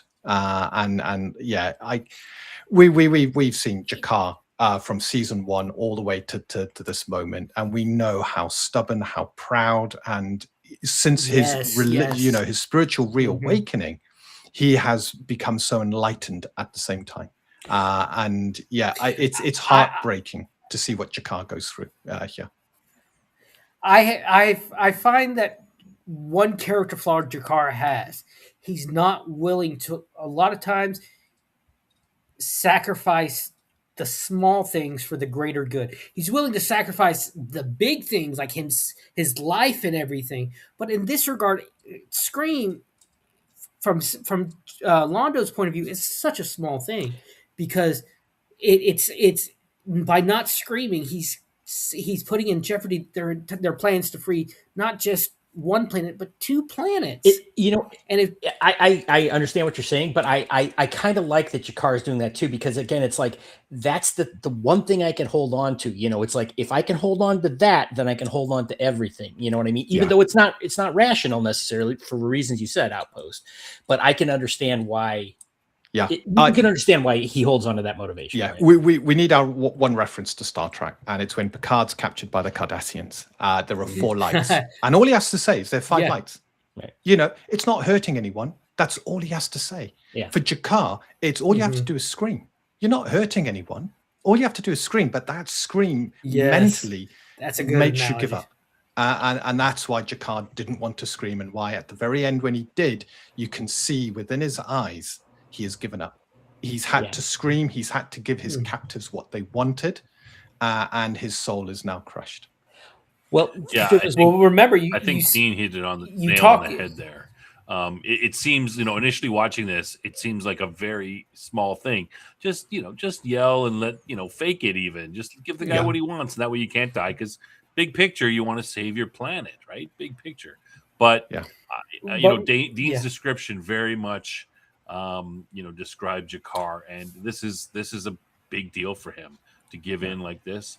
This is because remember at the end of that episode of Star Trek when Picard is back on the Enterprise and he sits down with Troy, he says, I was this close to actually saying there are 5 lights. I actually started seeing. Yeah, he said lights. The meaning the psychological torture was working to the point where he literally thought he was seeing what he was being forced to see. Yeah. But sorry. Go ahead. I was going to say, and I don't know if we're there yet to the end of the torture. Are we there yet? One thing I want to say before that, if I may, when Jakar, Lando's talking to him, Lando, I forget exactly what Jakar says, something like you wouldn't understand or whatever, and Lando says like, yes, I do. It's like, I thought that was a great moment for Lando, because it's not just Jakar just do. It's like he does understand the weight of this whole thing. That it is bigger. It's not like he's just saying, Jakar, you're being stupid, but he's trying to get him to understand, this bigger point. They both have a valid point, I guess, is what I'm trying to say. Yeah. This is what I like about Jamie. Do you really think that Lando understands? Yes. Yeah, I do. Yeah. He has sacrificed and put so much in jeopardy to get to this position, and he's wanting to do the right thing. Finally, after 4 years, we're seeing Jakar wanting to do the right thing by the Narns. And how many has he actually? Well, this is actually not the first time we've seen Lando release Narns. He's done it. He did it with the death of Rifa. Yeah, we're seeing I think Lando's trying to get Jakar to see a bigger picture. Yeah. And a lot of times Narn are blinded by their honor. It's like when the Narn pulls out the sword that can only be resheathed if it draws blood. And at the end of that sequence, all the Narn walk off like, oh, it's nothing. What does the Narn do? The Narn carrying this? It's the Narn that helps Sheridan in one episode. Yeah. He cuts his hand so he can meet the requirements and so he can resheath it. Yeah. It's not, I think we mustn't forget that both Lando and Jakar are in a similar position. Yeah, in that they're in a court where they're having to act in a way, they're trying to free their own people, respectively. Mm-hmm. The biggest difference in that scene is Jakar still had his will intact. Lando had already compromised. Lando had already screamed for the Emperor and given up that level of power. He was dancing a tune, and he was doing it because he was keeping fixed on the long-term goal. I've got to act this way. I've got to do this. I've got to, pretend to be one of them just so I can free my people. So mentally, Lando's already screamed. Yeah. And they're two different types of prisoners. Both of them are prisoners in two different ways. It's that idea that Lando's in a prison that's a gilded cage, like a prisoner of circumstance, while Jakar's actually a physical prisoner. There's a point I want to make at the end, but Outpost, you were talking about. Let's talk about the whipping scene more in detail here. So he brings he's Lando and Veer are both summoned in the middle of the night. Because Cartage is a creep that does weird stuff in the middle of the night, and they're brought. He needs an audience, right? And they're brought to his little torture chamber there, where they have Jakar, and I think this scene is very well done. It could have been done more poorly, but the pacing of it, I think, ended up being done very well. Mm-hmm. Where Cartage is, counting off the whippings, and you have the kind of the nearly faceless, emotionless guy, the guard that's just dealing out the lashes. Yeah. And we're told again that this will be 40 will kill you. You get to it, and as he's going, he's counting them off and whipping, and Cartage, of course, is gleeful about this, and he just keeps. Again, by the time they get to it's like. When they're going through it, they're showing Londo and Veer's reactions to this, and they're going, and you see Jakar, and it's like the way they're cutting all these scenes back and forth between all the characters and seeing the reactions, I thought was done beautifully. And at some point, he's like, 21, 22, and I'm like, it's at this point, I'm like, come on, literally 40 lashes, yeah. And now. I'm sorry. I guess I've stopped all. Okay, obviously we know what happens, right? They get to the very final one. He's winding up for the 40th one, and Jakar finally screams out. And now, sorry, just let me finish my point here. The thing that I think is beautiful about this is obviously Jakar didn't want to do this, and he was willing. I mean, he took it. All of that. He could have screamed at any point, right? And he took it all the way to the very end. But the thing that I think is most beautiful is Jakar. It wasn't just him giving up. It was him. In my mind, I think he's going back to, I have to be willing to sacrifice everything. Since he had this revelation about this in the Narn, I think it occurred to him. It's like, yeah, I do have to give up even that, that last bit. They didn't really say it or anything, but I remembered back to that point, so I thought that was really well done. While I take that point, I think that in this, he's still a little bit defiant. He still keeps a piece. Well, he's definitely defiant, yeah. Right? Well, he lasts for 39, right? If you're going to give up, why not give up at 1? But he doesn't, because he's still making a statement that I have to give up, but guess what? I'm going to go as far as possible before I am forced to give up because of this. Yeah, there was no other choice. That's his last little bit of, part of defiance. I think that may help him to survive this sort of, this loss, as you call it. One other thing, the sound effect and the flashing with the whip and everything, I thought was also very effective. It's like this kind of, it was like this, like a pounding, thing. It was like, oh my God, this is, I don't know. This was one of the best scenes in the series, in my opinion. Absolute brilliance. Yeah, and Veer couldn't even look. He was, but I think Londo. He was literally hiding behind. Yeah. Hiding behind Londo in some places. Yeah, and Londo, you can see just the respect to Londo. He's cringing all of it. Yeah, and I love how when Cartagia, when he finally hears the scream, he gets a smile on his face, almost like a child getting what they wanted. Yeah. And he gets this starry-eyed twinkle in his eyes, like he's finally getting it. Yeah, and as a god, he has got his screen, as he has ordained it. Yeah. It's sick. I mean, it's just really sick. A great display of what absolute perversion is going on here. Yeah. Yeah, and the Cartagia actor. I was going to say he's not smart enough to know that he's kind of been given. He's being given he can't even recognize that he's just been. They're like, they're kind of throwing him a bone, right? They're like, hey, we got to give him this. He doesn't even realize that he's so into himself and so narcissistic that he doesn't realize it. Well, and the other thing is he has no purpose for doing this. He's not accomplishing anything. It's not like they're getting information from him. It's just pure, I can make you do what I want, Yeah. For the thrill of it. Yeah. And I think Worth, I can't pronounce his name, the actor who played Cartagia, I was looking up I was looking him up, and he did most of his work before Babylon 5 on like Saint Elsewhere and a bunch of soap operas. And I've heard actors say working on a soap opera is like acting boot camp because you have such a quick turnout. You have to have, you're doing an episode a day almost. And I think just from an acting point of view, and having to be big like that and dramatic like that on these soap operas prepared him perfectly for this role. He seems well suited to it. He was to this role. Yeah, he played it so well. And I actually read not in like 97, so not long after this, what was so a year or two after this role, he left acting and became and he's been a lawyer ever since. He went on for his law degree, which I find kind of funny. Such an evil character goes on to become a lawyer, so he went from one evil thing to another. But just the acting, he almost steals every scene he's in. Mm-hmm. Oh, he's really good. It's just, Wortham Crimmer is the actor.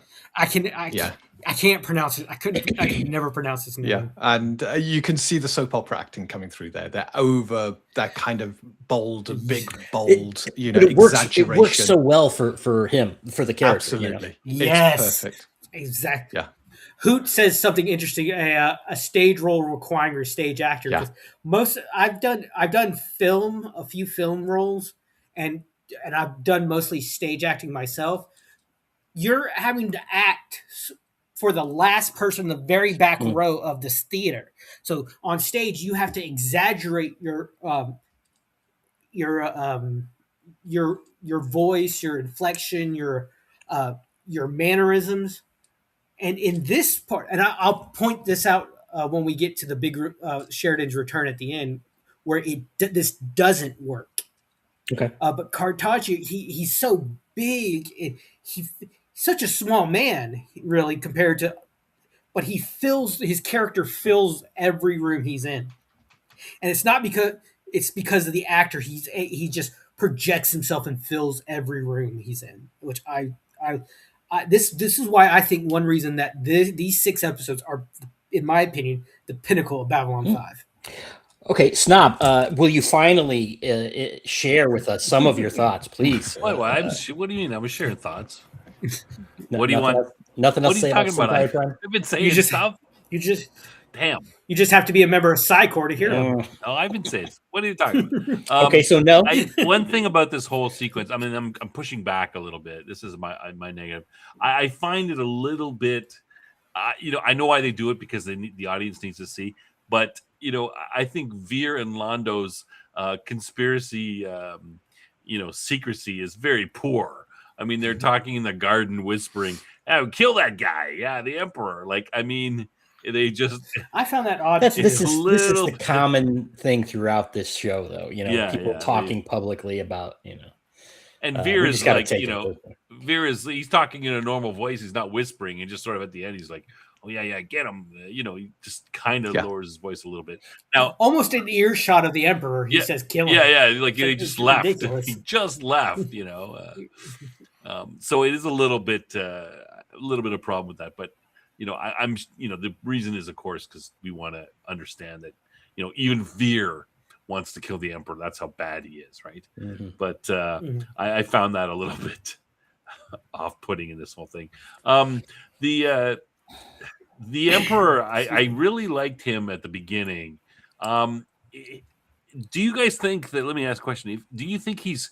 I mean, I'm sure we got another 3 episodes with him, but is he becoming a little bit cartoonish? This was a little bit. He is cartoonish. The blood on the hand was a little bit. Yeah. Was that a little bit over the top for you guys, or I was kind of like, no. It's on the line a bit for me. He's just totally. I think it works. I mean, it is. You're not wrong. It is. He is over the. He's ridiculous, right? I mean, but he's also a megalomaniac. He's insane. He's a narcissist. Yeah. That's. So I think it fits, Yeah. Yeah. The thing is, it's a little bit less on the evil side and more the cartoonish side, as opposed to the dark evil. Isn't that more scary that you have this childlike pixie prancing around, but he's, again, his hands are covered in blood because he just came from murder, torturing someone. That contrast is even worse, because it's like there's no reasoning with him. It's not like, you can't, there's nothing to appeal to there, right? It's like this is a pure psychopath.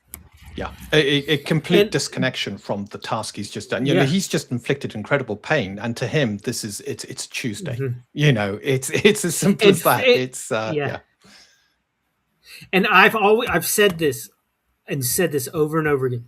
The villain is not the villain in his own story. Mm. The villain is the hero of his own story.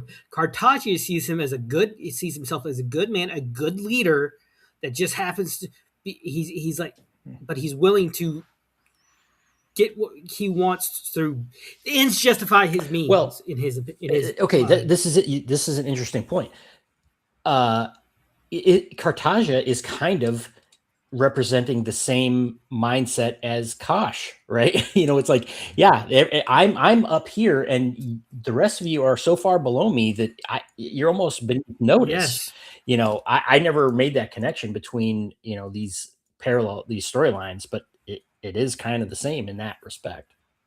You know, there's a lot of and that just to back you up on that, Cam.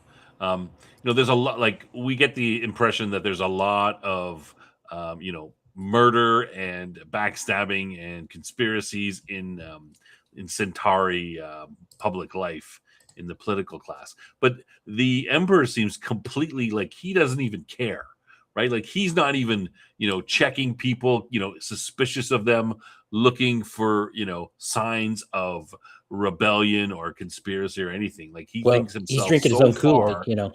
Yeah, he thinks himself so far. I don't even need to bother with that. Whereas I would assume that a lot of past Centauri emperors survived because they were very sensitive to this sort of what other people are doing, keeping everybody else fighting each other or at arm's length, or watching each other, and being able to do that. But he doesn't even care.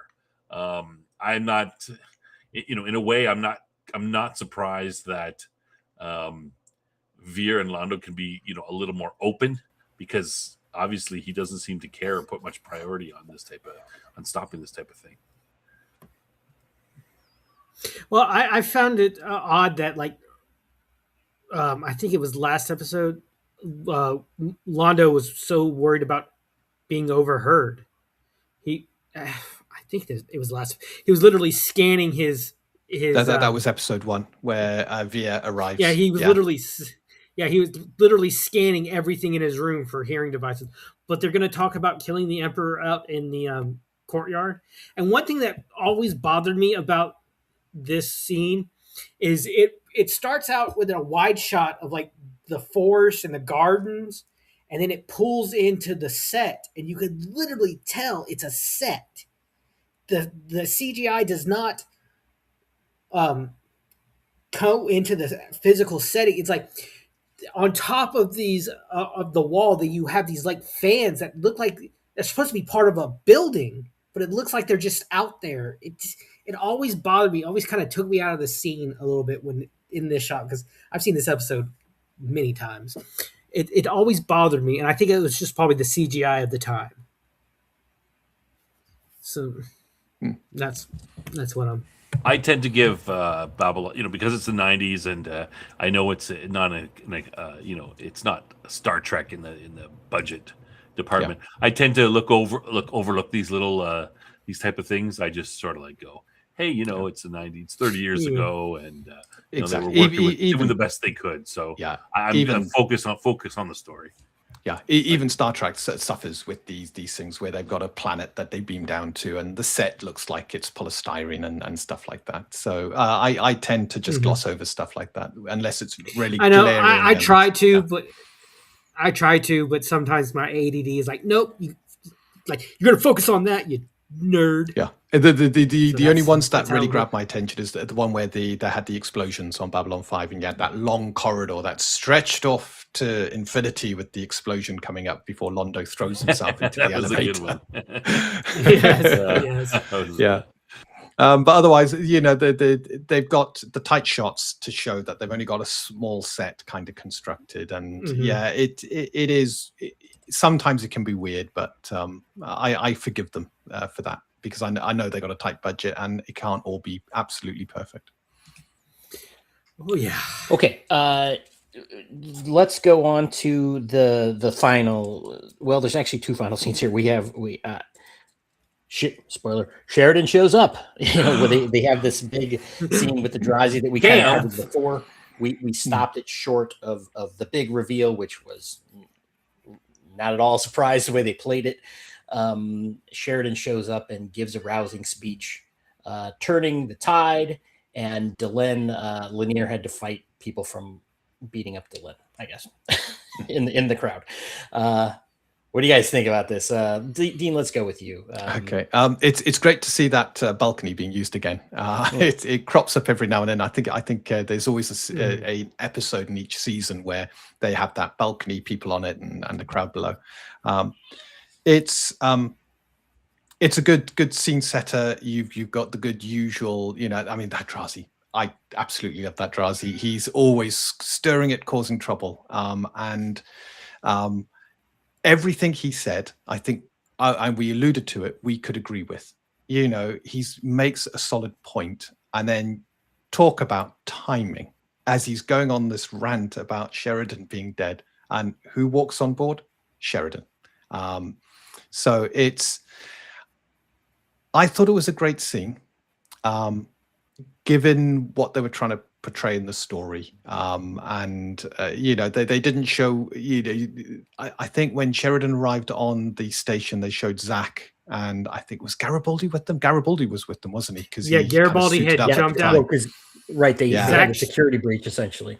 Yeah, and Zach tried to didn't know send him back to bed. Yeah. You didn't know at that point who was in the elevator, but I mean, everybody could guess. You could tell. So then you could literally kind of tell it was Laurie, and just the shape through the glass.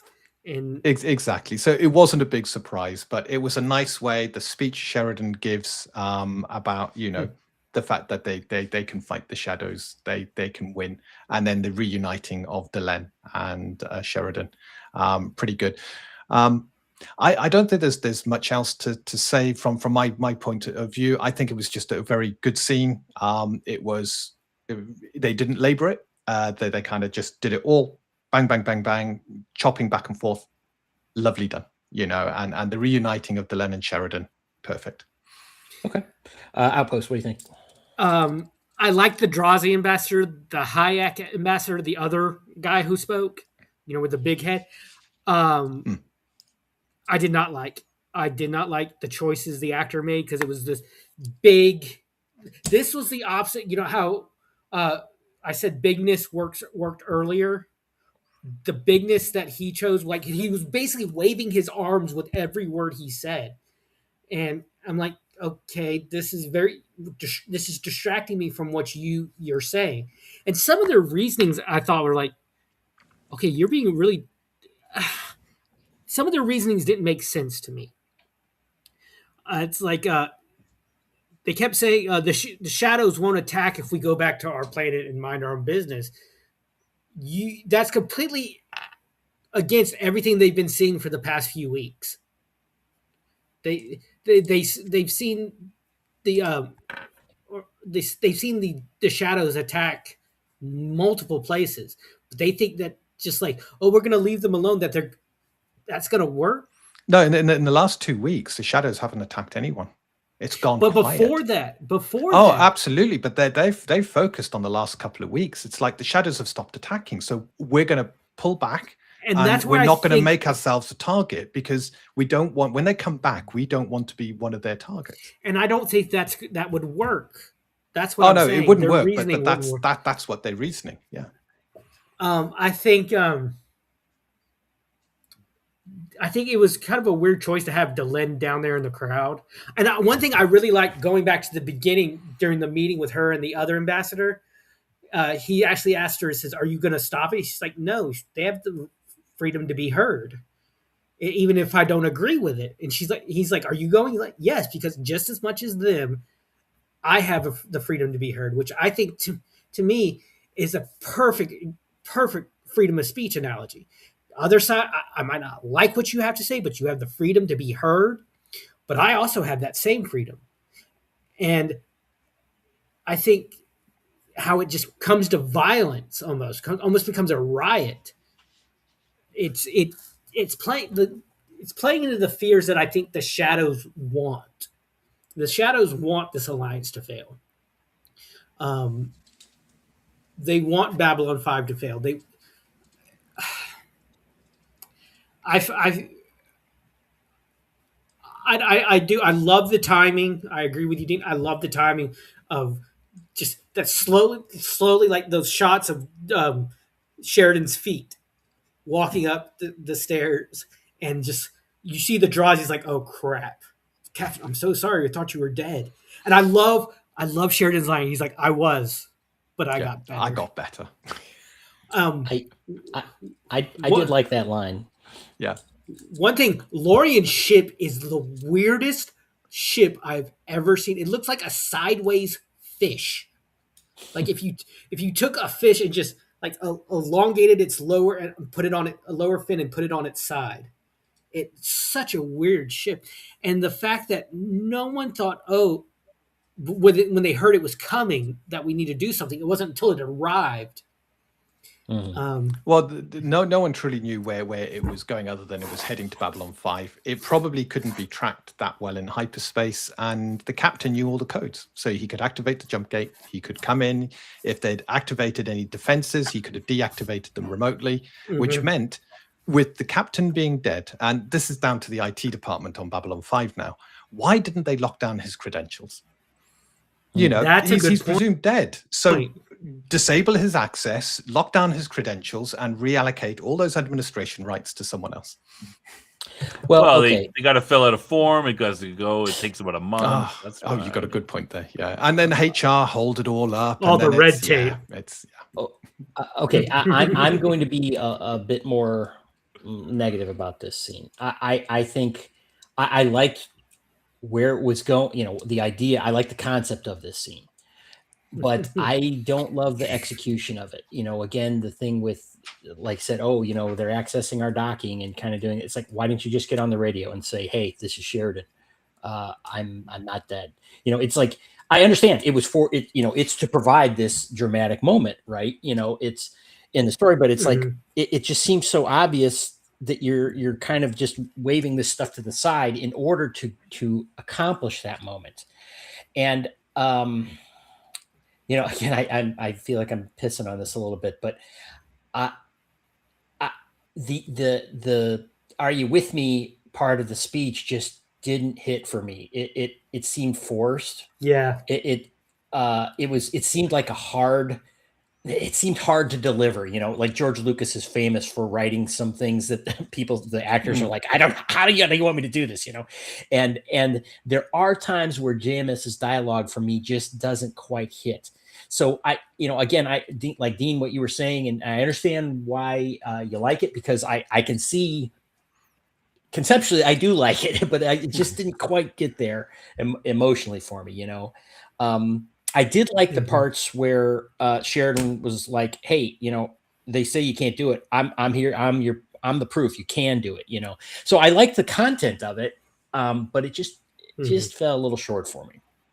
I understand that. Sheridan, one thing you can say about Sheridan, he loves giving speeches. He does, and I agree. I agree, Cam. This was probably one of his weaker ones. I mean, he's given some great speeches in the past, but this was probably one of his weaker ones.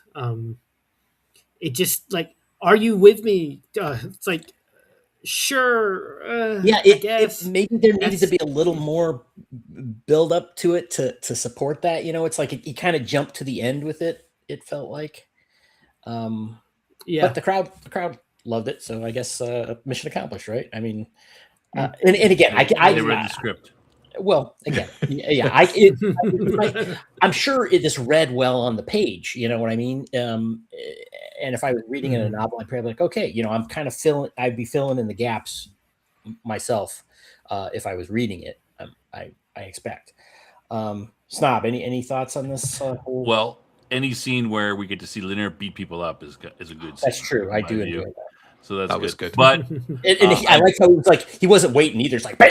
Yes. I looked the wrong way at Delenn, and he's like, let's go. Yeah, don't give him a chance. He's learning.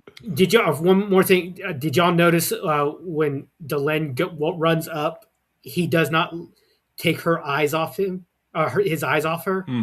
You can tell he's a little disappointed that Sheridan's back. He had a weird reaction at one point. I will agree with that.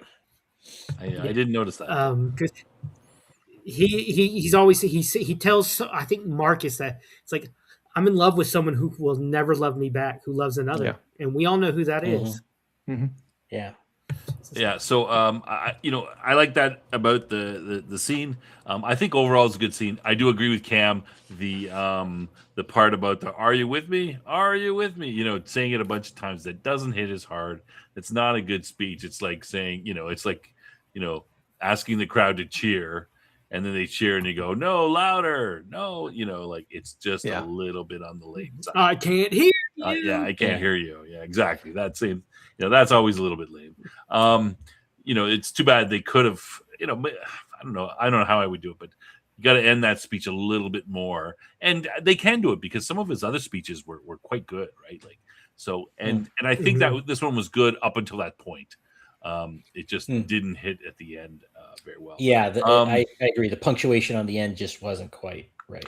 Yeah, it was like going up, up, up, up, and then it's just sort of like levels off or drops a bit. And you're like, oh, that's not quite. One note though, the scene, regardless of whether it quite hits emotionally or not, it was getting right back to the thing. It's like, yep, Sheridan is the center of gravity for all of this stuff. He comes back, and then they're like, yep, we're back on board. Yeah, and that's my only problem with the scene is the speech is just needs a little bit of fine tuning. I didn't have trouble with. I thought Delynn in the crowd was good. She's yelling. These guys are up there. They've sort of called this meeting, and she's yelling back at them. She is the. They could have sort of put her up on the gangway as well, but then it would be more like a debate between two equals as opposed to these guys are giving out their position. And she's, valiantly trying to push it back a little bit. And then Sheridan comes in and he takes over the stage. And now it's his meeting, his speech, his thing. So I think that actually is, done better that way. The one part that was the Drazi's reaction was very effective because it's just like, again, he's up there like railing against Delynn, and then he just like shuts up. It's just like, it's like he loses everything at that moment. Well, it's almost like the parent has caught the child in doing something bad. Is the reaction that the Drazi had when he saw Sheridan. It's like, oh crap, I'm in trouble. I'm sorry, Captain. Yeah. Welcome, Crimson. Yeah, appreciate it. Come on in. I think he's new we here. We do this every week. I haven't seen him. Yeah, we do this every week for the last year and a half. Right on. I know it's been a long haul. Yep. Yes, that's all I had to say about that last scene. I don't think I have anything to add, though. Overall, good, that part. Okay, so then we have kind of the wrap-up scene here. Now, Lorien is standing off to the side. He doesn't really take the stage there, but he is near Sheridan. Then we have the scene in Sheridan's office where they're meeting, and he's kind of telling them what's going on. Garibaldi is there, and this is where there's some important stuff that happens here with Garibaldi because Garibaldi is pretty hostile in this, and I think Sheridan's like, what's up? He said, I don't remember the exactly the words, but he's like, what's up with you? Why are you acting like this? But, and in one sense to the audience, again, we've seen the Psychor thing, right? So it's like, oh yeah, Garibaldi's, there's something going on here with this. But, if I was a character in the show, I'm not sure I would have noticed that because Garibaldi is sometimes suspicious and Sheridan's kind of like, he has kind of like, because I say so, attitude regarding Lorien. It's like, or, you can trust him because I say so. And it's like, we don't know, you just came back from the dead as far as we know. We don't know what's going on with you either, right? I'm saying if I was a character sitting there, and so I think some suspicion is kind of warranted. Okay, I would agree, but Garibaldi is very aggressive and loud. Yes. That's what's out of character, not his suspicion. Yeah. It's the way he's doing it in front of everybody. He's, normally he'll go to Sheridan behind the scenes and go, "You sure you like this guy?" And he won't be that aggressive and argumentative and stuff. That's what's different. And it's not trust That him. makes me suspicious of him. Sorry. Sheridan's response is trust. It's not trust him because I say so. Trust Lorian because Lorian says so. And and Sheridan's like, and then Sheridan says, and that's good enough for me.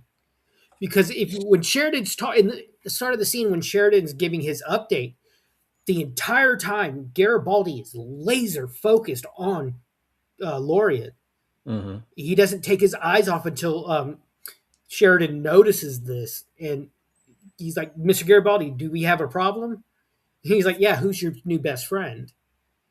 And Garibaldi, it is a little strange, right? It's like our top secret thing. Suddenly, there's this guy here. It's like, and I mean, and this is again where you can see the point of the opposing part of this issue. Mm-hmm. You could see, we know as an audience what Lorian has done for Sheridan. Garibaldi doesn't. Garibaldi sees this new guy. Garibaldi sees, okay, it took us months or weeks or months to bring in Zach and Jakar, but out of the blue, we have this new guy. Where did this come from?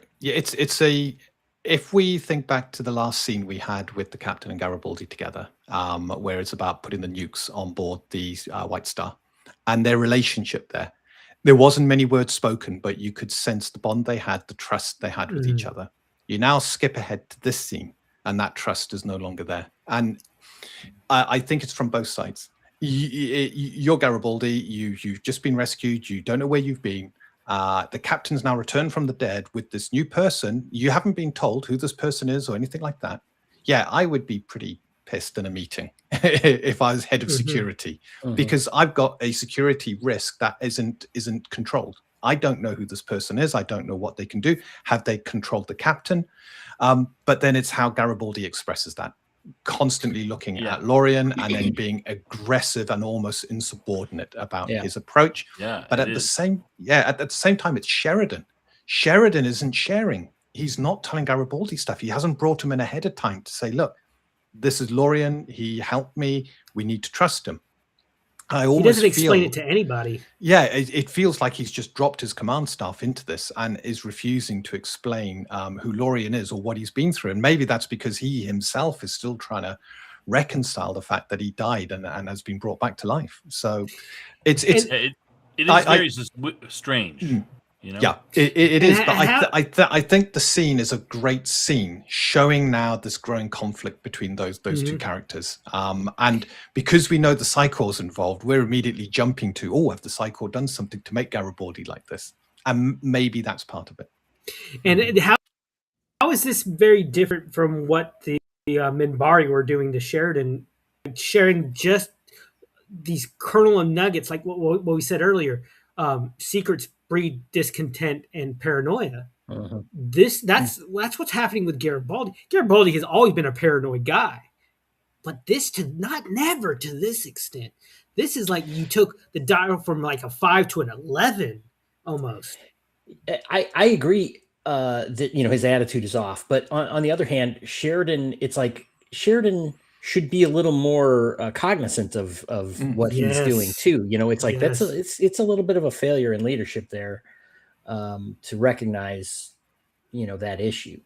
Well, I guess I'll save it for the armchair quarterbacking thing. So what struck me about this scene when I first saw it is, why is Sheridan being so, why doesn't he want to tell anything about Lorian? I'm assuming we're going to see something in later episodes, but I don't understand why he wouldn't just come. He's filling everybody in. Why? What's the deal? Why is he not coming clean about this whole thing? That makes it a little bit suspicious. But sorry, Cam. I want to mention one other thing too, though. That plus, remember that there was a scene, I guess it was last season, where he's on the Minbari ship and he's Lanier, like he's kind of short with Lanier. Lanier, Bester says something, and Lanier's waiting for the captain to give him the order, like he should, right. And Sheridan's like, well, do it, man. Come on. You heard what the guy said. So this is, I think, another example of a sort of a strange leadership choice for Sheridan that seems a little out of character like that one. But I'm curious what you guys have to say about it. We saw it. I remember there was one instance in the war room when Lanier comes in with some information and everyone's talking over him.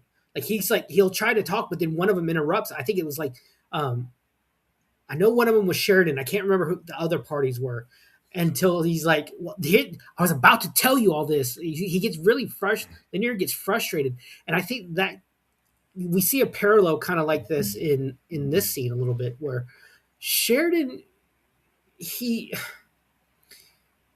falling into that trap. And this doesn't really work in this situation of, here are my orders, do them, don't ask questions. And this is a situation where that kind of doesn't work. They're basically there. And this is, I've kind of realized this about the walkabout thing. They're not regular military anymore. They're not, when I said Franklin went AWOL, yes and no. They really don't. Garibaldi could just walk off right now if he wanted to. Any one of them could walk out of that room right now, pack up, and leave Babylon 5 for good. And they would never be held in military contempt or whatever. I don't know, but I don't know if that's completely true. But they're not regular military. Well, they're still following a sequence, and when, let's say that Earth, takes back the traitors Babylon 5, everyone's going to jail for being traitor, and then the guys who are walking off are going to jail for being traitors and for abandoning their posts, like both things. So, but I think that's not. I mean, that's kind of minor. It's not here or there. It's not really. It's accountability by proxy. You're not part of that military, but you want to rejoin that military at some point. So you still have to follow their codes. Yeah. I was gonna say the one thing about Sheridan and why he would be hiding or anything. It's not like they don't know about the first ones, and even though he is the first one, he could have just said he's one of the first ones, and left it at that. And be like, oh, we were just looking for them. Great, it would have smoothed things over, quickly, or 90% of the way, maybe. So yeah, I don't know. I don't think this was I found one of the guys that we've been looking for. We've been looking for first ones. Ivanova's been flying all over space. I found one, and here he is. He could have just told him that. He didn't have to tell him that he is the first one. It's kind of strange. I'm assuming that we're going to see something next episode as to why this secret is being kept, but I don't know. You guys know, but I don't.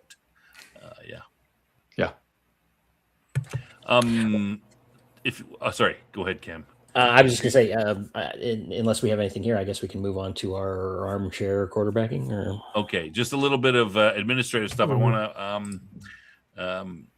Crimson's new to the channel, just saying, happy to see some Babylon 5 stuff. Yeah, we've been doing this for let me just real quick, but the last year and a half almost, we've been going through every episode, starting at episode 1, the pilot, and all the way through to episode 3 of season 4. We've done every single one. We do a wrap up after seasons. Every Wednesday, we haven't missed a Wednesday, I don't think, except maybe at Christmas. We're enjoying it, and lots of discussion, about 2 hours every week on Wednesdays about this. And check out our past stuff. We even have our crowning achievement so far is, of course, our interview with Peter Jurassic, Milando Malari, who was on the show in when was that? In January, late January, I think it was. Yeah, but January, check out that episode. We had a great interview with him. So yeah, anybody doesn't know, look at the back stuff. We're doing good stuff. Hey, like, subscribe, tell other people, because we think we've got pretty good content here. We appreciate everybody who's here, all 11 people who are watching right now. But it would be nice to have more people appreciate what we do as well. So if you're on any boards or Reddit, wherever else that people advertise this stuff, if you can put in a word, please do so. Yeah, we got to interview him. Yes, we did. It was about a 2-hour interview. It's on there. Go check it out. It's on this channel. It's on a couple other channels too, of other people who are on here. But you can go back and you can find it.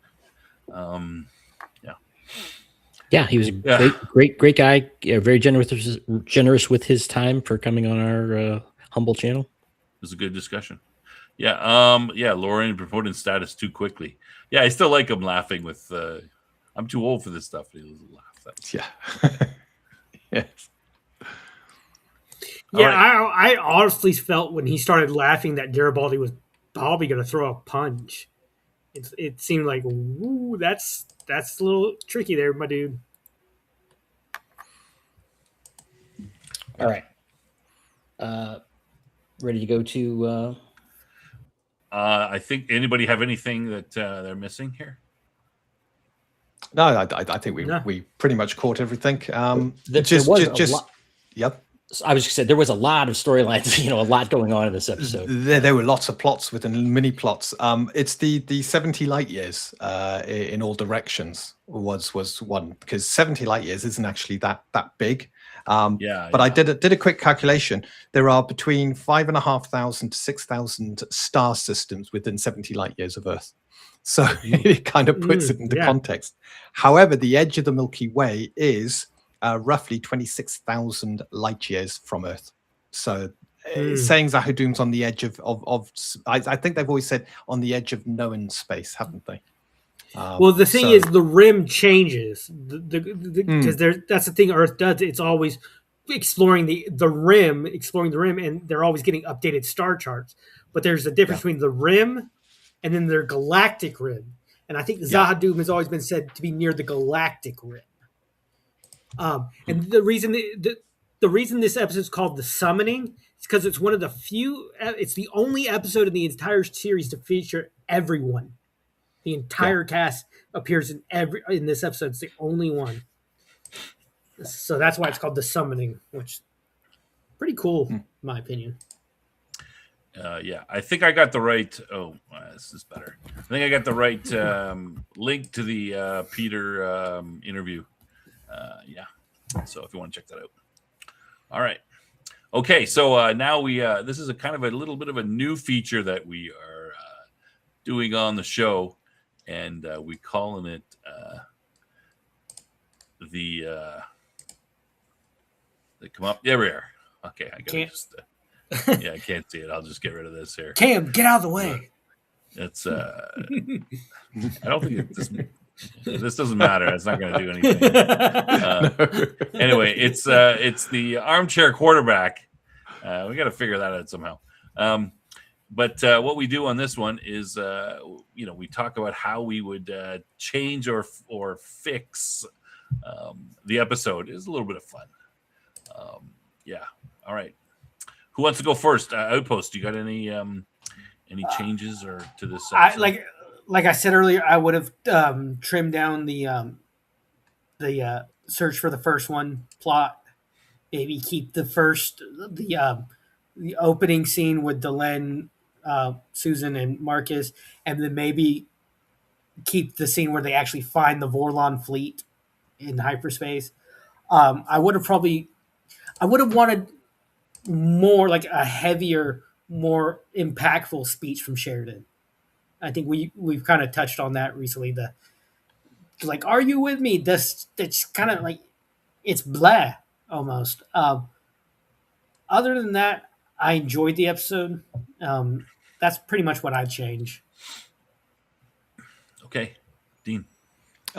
I would have split this episode into 3 episodes, and given each of these plots a lot more time and interwoven a lot more backstory into this.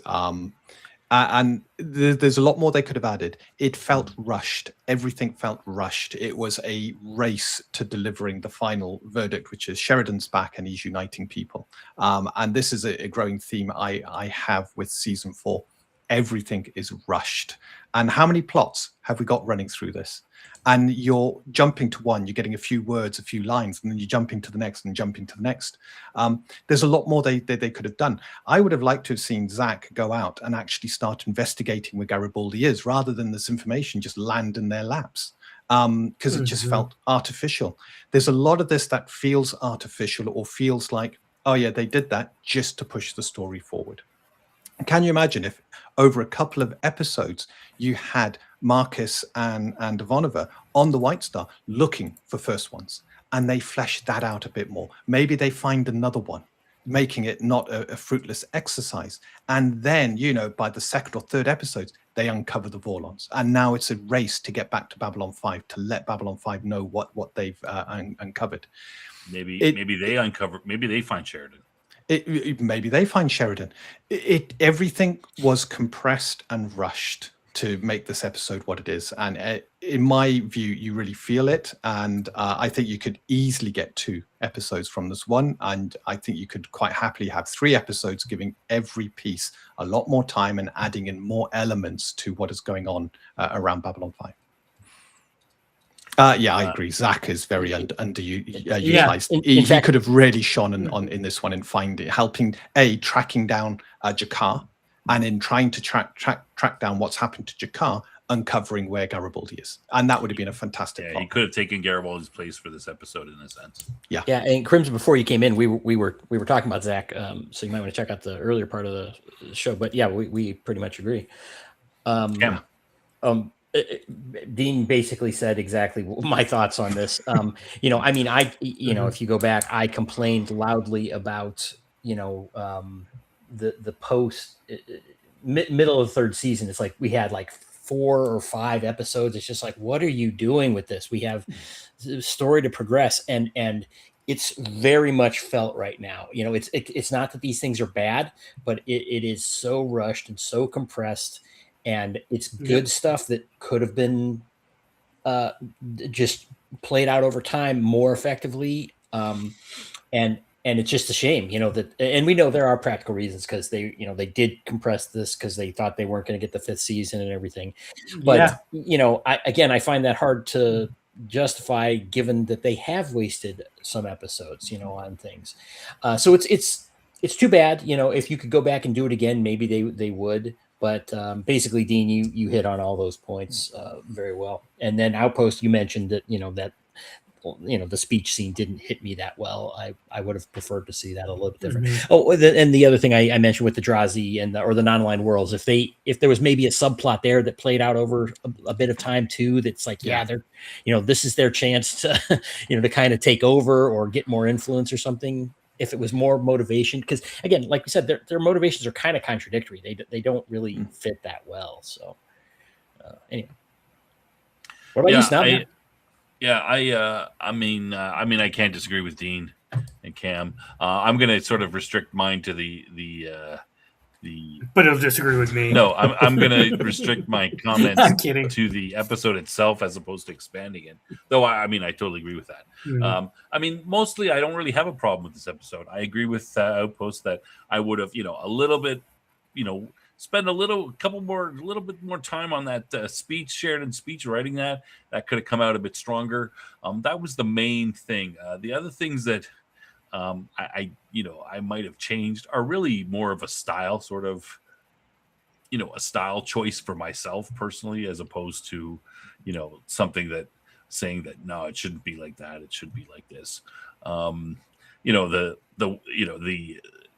setting up the scene where Londo and Veer are a little bit more, circumspect with their discussion of murdering the Emperor when he's, a room away or something like that. Those are kind of choices that, I might have made differently, but I understand why JMS is making them, because he's got, limited time. He wants to get this stuff out. And so he just sort of, forgets that people might be listening. But other than that, I think, you guys have covered most of it right there, everything. So, yeah. All right. Good. We'll go back to our regular scene there. It's hard to tell the difference. All right. Let's talk about trivia questions for next week. Now, just so anybody who's new knows, I don't tell anybody the trivia questions beforehand. I'm the only one who knows them. So if the guys answer the questions during the thing, I'm just cringing. I'm like, damn, they're giving away this good information.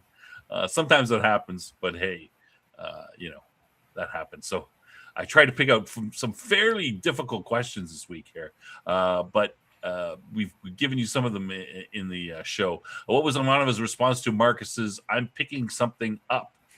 What does she say in reply? What is the name of the Bakari who told Delin about the rally? We said his name. I didn't think we'd say his name, but we did.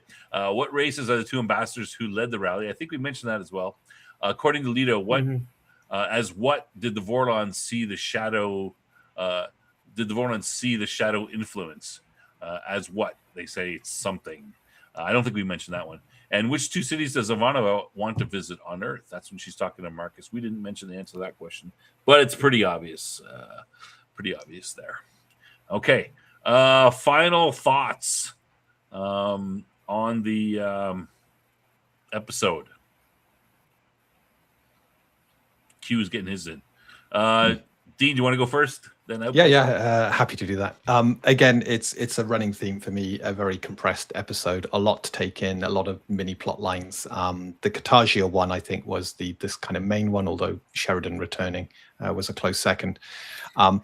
I like elements of this episode. I think it's solid storytelling, and I dislike other elements. It seems to be hastily put together or a rushed, contrived scene just to push the story forward.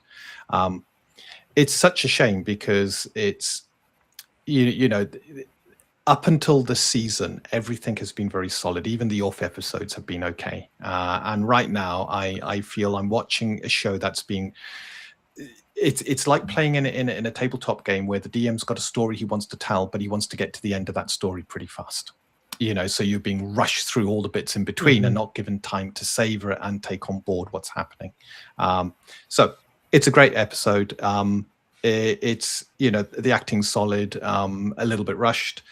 I have to give it, I think, a 7 out of 10. It's an okay episode, but it doesn't blow my socks off. There are too many things that I look at and I think that could have been done better. Opposed. I think this is the beginning of the crescendo of the storylines. We're starting to see plot points come together. Some plot points are having a light shine on them.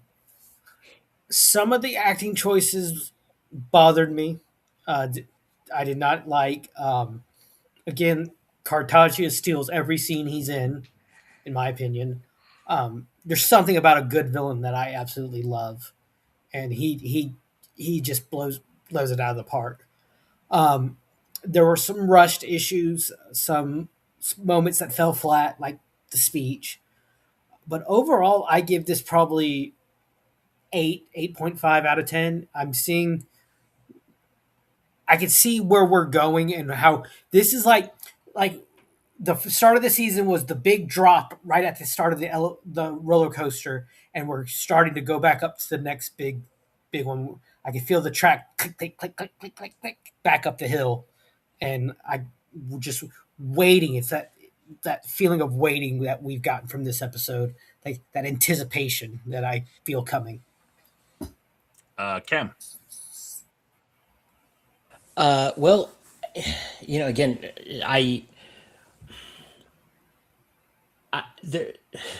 again, I'm thinking about what Dean said. It's the pacing of this is a problem. You know, the compressing of it is harming it. You know, if it was stretched out and not stretched out, just properly paced, I would feel better about it, and I would, because there's nothing in it that I really dislike in itself. It's just that they're doing too much and shortchanging things.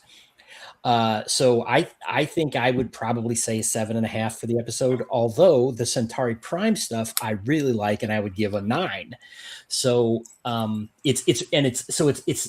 it's really form rather than substance that's dragging it down a bit. But I don't want to go too low because it's really a larger problem with the season and, you know, even last season pacing. So I don't want to penalize this particular episode too much. So I'd say 7.5.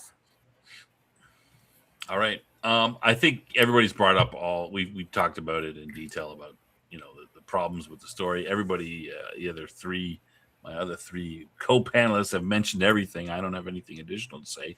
They all brought good points. I'm a little bit, I like this one a little bit more than some in the past. I'm going to give it an 8, a little bit higher. Normally, I'm a little lower than the other guys, but I'm willing to give it an 8. There's a lot of information in there. It moves the story along.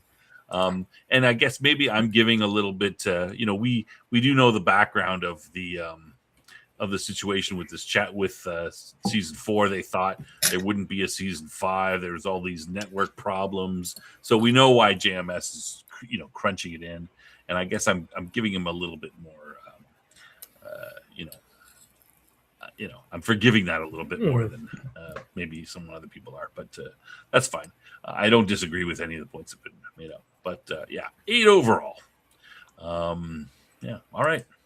Okay, that's it. What's coming up? Outpost Nerd, what's coming up on Nerd at Night? I will be doing a review of Masters of the Universe this weekend, so keep an eye on that. I saw it last week, was not thrilled. My policy is I give you 2 weeks to see it, and then after 2 weeks, I review it. All right, check that out. I'm interested because I've seen some people say, "Hey, it's pretty good," and some people say it's awful. It's just so I haven't seen it myself, so that's kind of interesting. Dean. This Tuesday, Destiny's Dispatch, we're going to be talking about the books that have inspired the creation of Untold Destiny and have influenced our creation of fantasy and world building.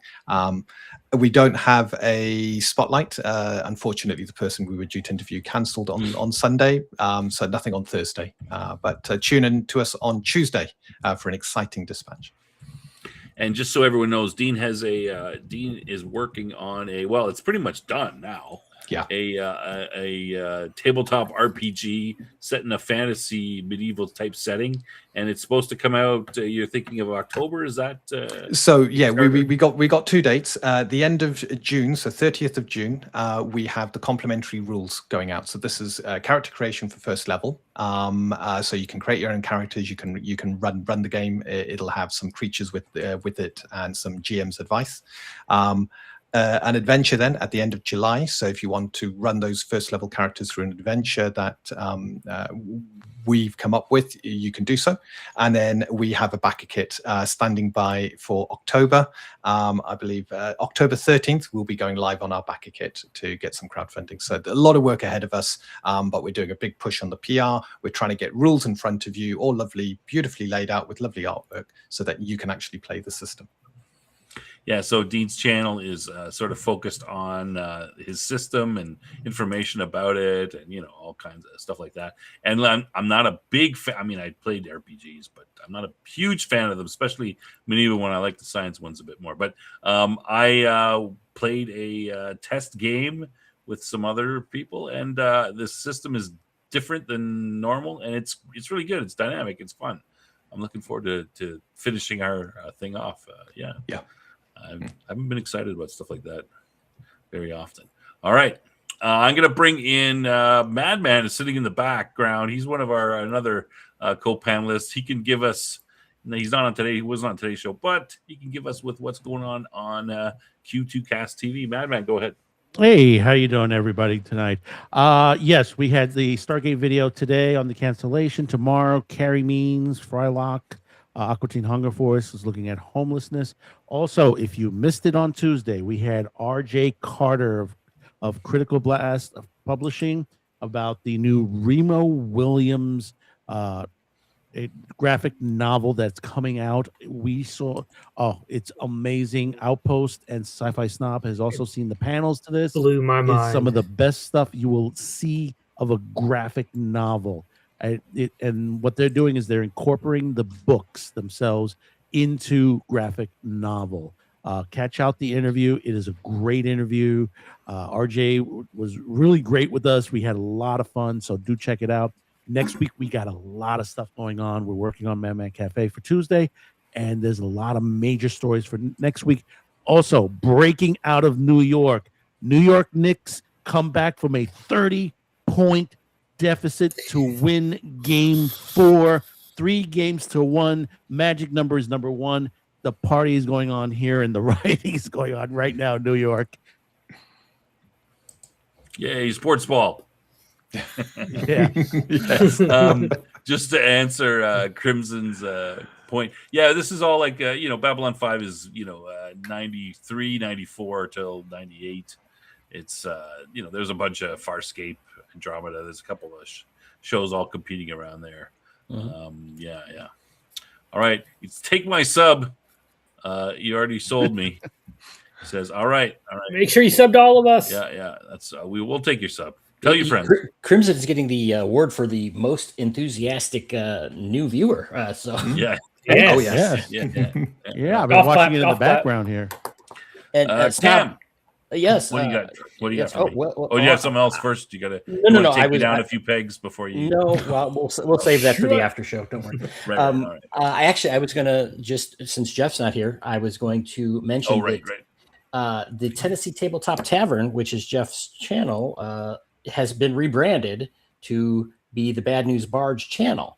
So, which was our headline show on Sunday nights before Top Lofty Lounge. So, so if you want to see that, you can look for the Bad News Bards, and it'll get you there. And we had an impromptu show last night, which might turn into a regular feature that's about debating various topics. And just so happens that Dean, you were on with Jack today, Jack the Lost Source Scholar, talking about the same thing we do, because it's a big issue going on right now. It is, in tabletop, a little bit of a controversy. So there we go. So check that out if you like. And Snob's gone. At least on my, I can't see him. He's gone on mine as well. Okay. Mine as well. Yeah, he's gone. Then I don't. Should we wrap? Can he push the button? I don't know what happened to him, but at this point, I think we would be saying goodbye. Oh, he's gone. He's gone. He's deep gone. We're stuck here. but I can't turn this off. So We're stuck here. So, all right, we'll keep going. Madman, what did you think about this episode? I liked it. And like Snob said before, understand the situation with the compressed, everything rushed and all to that situation because of what was going on with TNT at the time. They didn't know if they were going to go to a season 5, and you could see the problems that when you have a TV show and you have that unknown situation. This is what happens. To that point. But overall, I liked the episode. Yes, Sheridan's speech was a bit mild to the point, wasn't strong. The Lorianne, just the look on Lorianne, fantastic on the baby, just sitting in that background. When Garibaldi says, "I'm getting too old for this," and Lorianne's like, "You don't know what old is at this point." He looks a lot older than he looks. To that point. But next week is going to be a really good episode. Also. We're coming down to the end of the Shadow War, which Snob's not here, but when we get to episode 6, and he'll say this also again, we will cut and come back with basically sort of a recap of the Shadow War on that. So we're going to be sort of almost like a mid-season review on there, sort of, and then we will continue on with the next part of it, which is the Earth Civil War on there, which is also a good line on there. A lot of good episodes on there. Some are stinkers, others are really good. Yeah, it's very short time until the it's going to come to a conclusion quickly. And honestly, I don't remember it feeling this fast when I watched it. It maybe because again, Same here. I'm the same way. I'm like, wow, we've got, and I wasn't with you guys in season 1. I came in season 2, so it's like, holy crap, have we gone this far, this quick on there? And I'm back. Oh, as I was saying, did we lose on there? Yeah. Yeah, it's I losing everybody. Yeah, I honestly thought I was thinking back to when I first watched this season, and I honestly thought it was about midway through the season that the Shadow War finished. I didn't realize when you were saying 6 episodes. I then went back and thought, they wrapped this up in 6 episodes, and I felt they could have easily done a season just on this. Well, it's supposed to have been originally the Shadow War was supposed to continue through the entire season 4.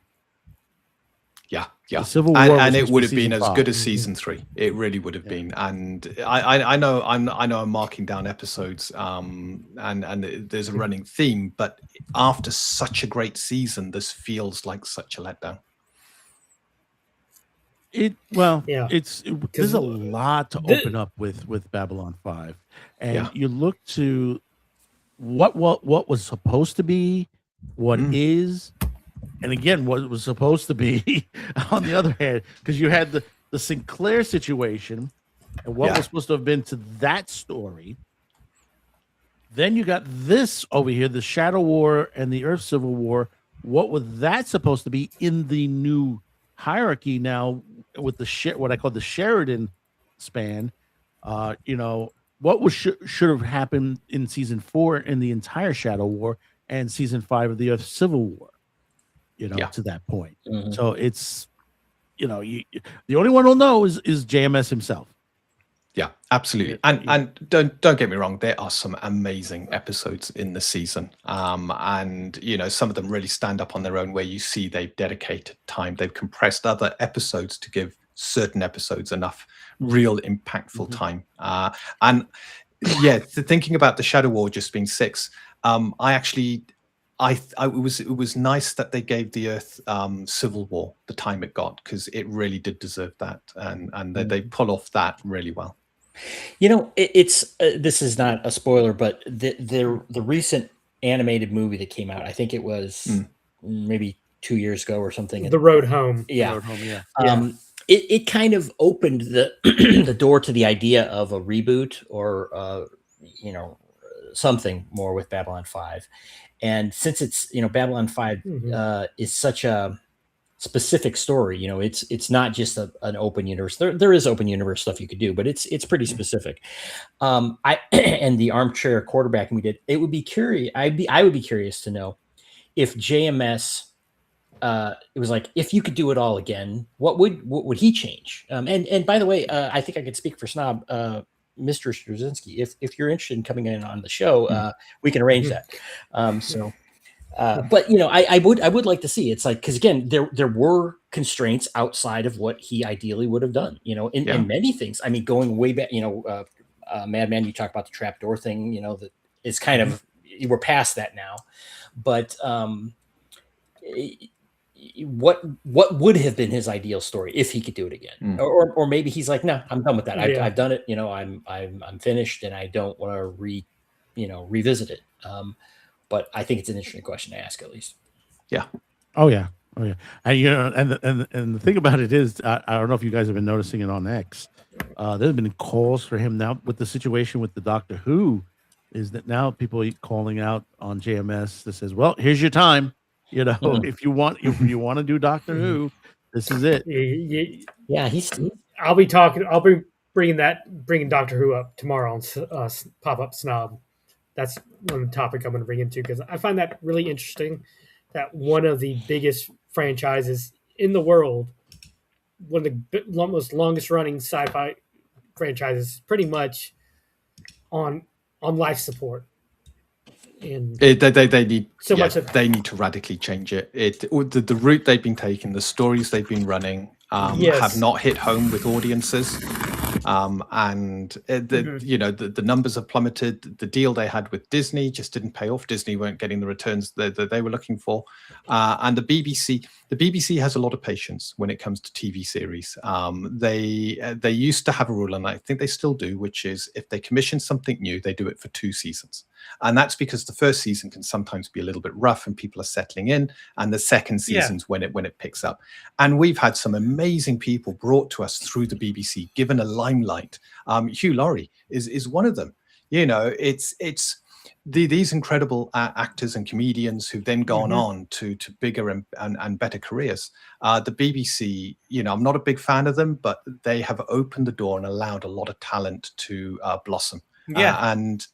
I love going back and watching Hugh Laurie and Stephen Fry together. It's some of the funniest comedy you could watch. Or Mock the Week. I will watch clips from Mock the Week. Dara O'Brien is so freaking funny. Yeah.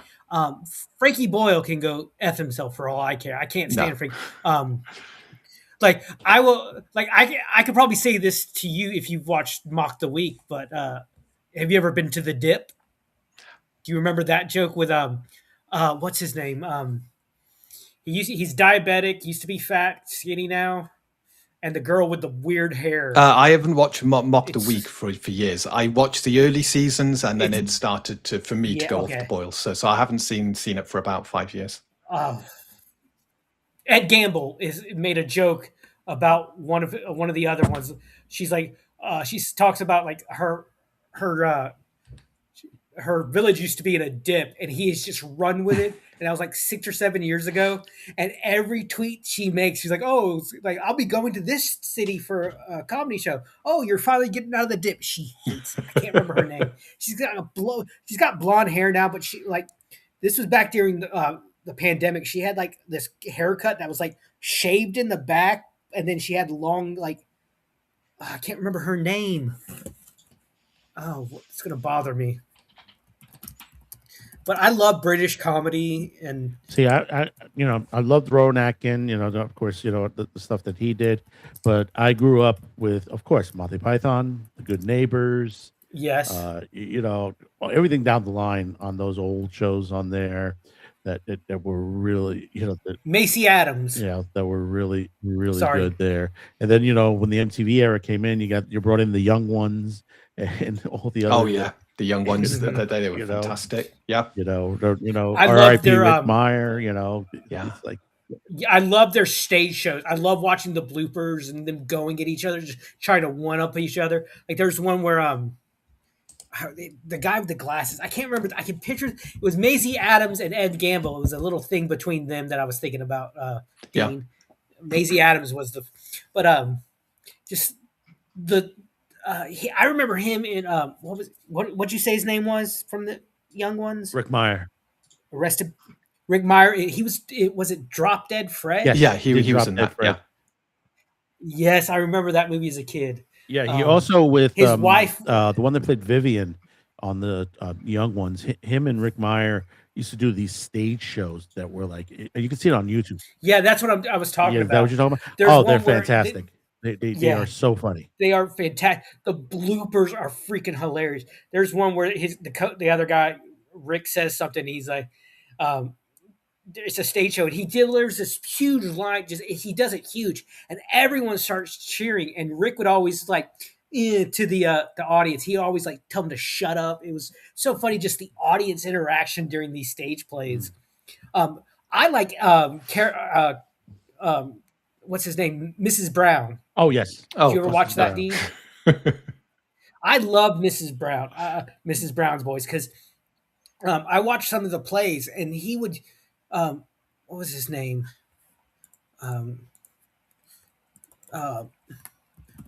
Miss Carroll.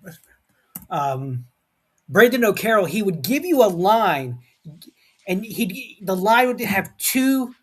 Like there was one on the stage show. He said, he looks at the actress playing his daughter-in-law, and he says, "Oh, how'd your dad like that fish I gave him?" And she's like, her response was, "Oh, he loved it. He fried it up and had some nice crisps with it."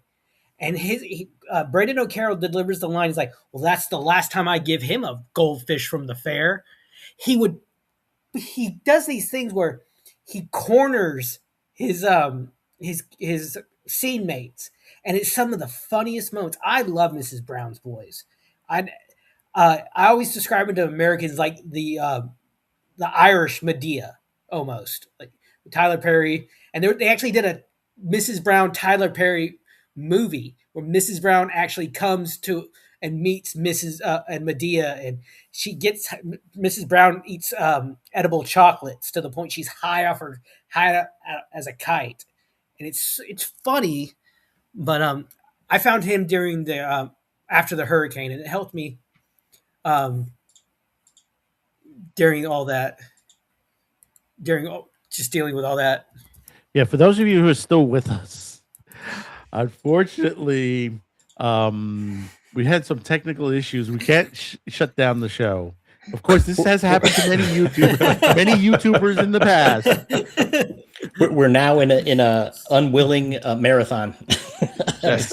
Yes, We're in a holding pattern, ladies he's and not. gentlemen. He's not on Discord. Yeah, I've well, already tried him on Discord. He hasn't answered. It could be a power outage. Yeah. Could be. And you know what? I guess we should take this opportunity at the moment. I'll stay on and blather as long as you guys want, but don't feel any. No, I'm you good. can go whenever you want. I'm good. I know it's some ungodly hour for Dean, and I'm sure you've got stuff to do. You say some ungodly hour. If I just do that, look, daylight. It's 5:30 in the morning. The sun is rising. Carpe diem and all. Sure. So stay as long as you want, but no obligation, of course. To the show is officially. Let's declare the show officially over. The Babylon 5 show, at least, and we're in the after show, the live after show. But holy crap, what went on just now in New York? Holy I gotta tell you, the Knicks won it in less than 1 second. Mm. They hit a point in the last, and they were behind by about 30 points through the whole game, and they came back in the last quarter, and it just literally it erupted when that ball hit in.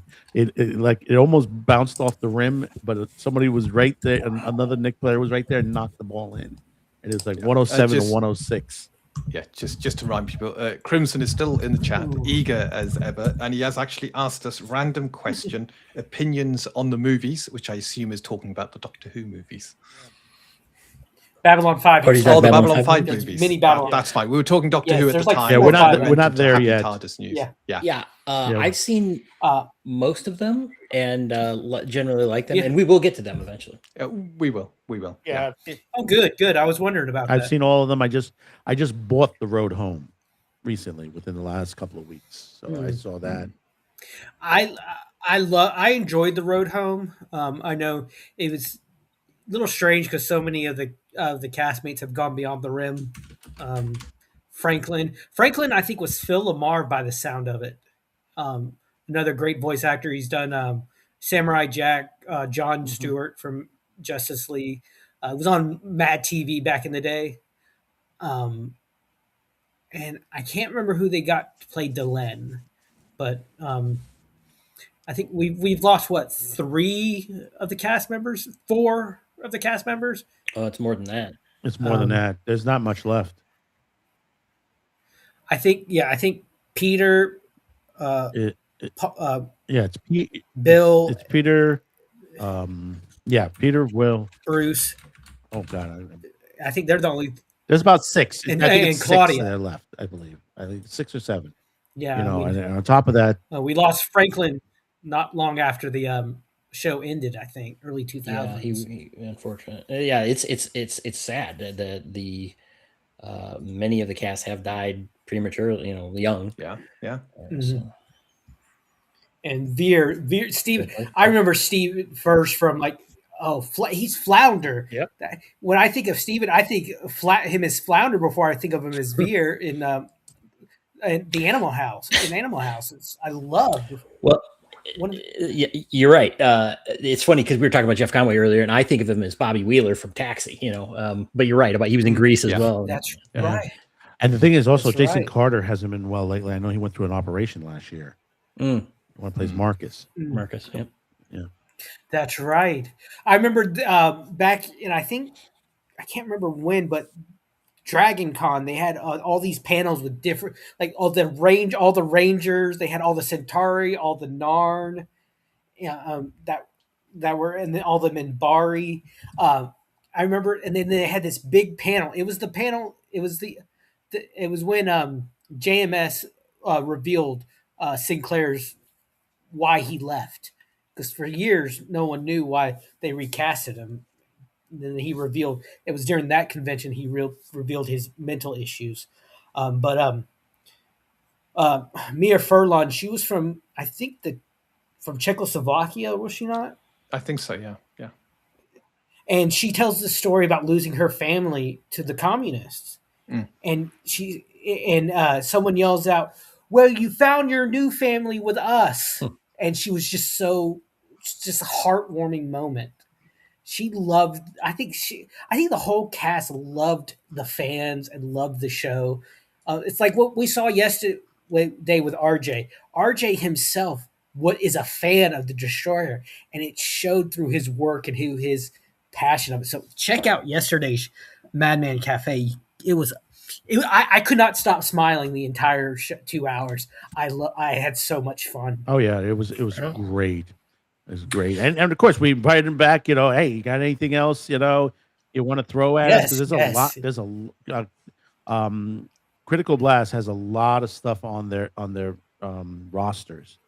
If you watch Jason's channel, your Monsters Next Door, I got that on my Amazon listing, so I'm going to be Yes. ordering that. I told my mom that, and my mom laughed and said, "That is so funny." Yeah. Like, It's a great anthology book from what he told us on there. And the thing is, also RJ's a singer, so he's got an album coming out. He's got some of it going to be hitting on Spotify, some of the singles on there. country Yeah, too. the country. Wow, I was Yeah. surprised about that. Yep. It was great interview on that. But we're all of our channels are working on other guests to bring on. We're trying to get other Babylon 5 situations on there. Other guests. We're working on Bruce. We're working on Claudia. I'm working on other guests for my channel also as well. Rhonda Shear we're working on. We're trying to get Carrie Means. We're trying to get Robin Bird. A couple others on there. Robin Bird has a HBO documentary coming out. She's an old friend of mine. So it's a big documentary coming out on there. If y'all get Bruce Boxleitner, oh my god, my nerd head will explode. It's fucking Tron, Yep. man. I love the Tron, the Scarecrow, original Mrs. Tron. King. I remember from Scarecrow and Mrs. King. Used to love watching that as a young lad. Yeah. Yes. Yeah. He did so many westerns as well. Was he was in The Gambler, wasn't he? I think that was some of the western with Kenny Rogers, if I remember correctly. I might be wrong on that. That was a long time ago for me. That is, yeah. Yeah, I mean, Kenny Rogers, another great actor, singer and actor. And makes some Yes. good. And he makes good chicken. If you know, he had his own chicken shack. Kenny Rogers. He had his Roaster. his own chicken shack. Oh, Yeah, fantastic. they're not that many now. It hasn't done very well, but they're great chicken. Oh my god, it's like what is it?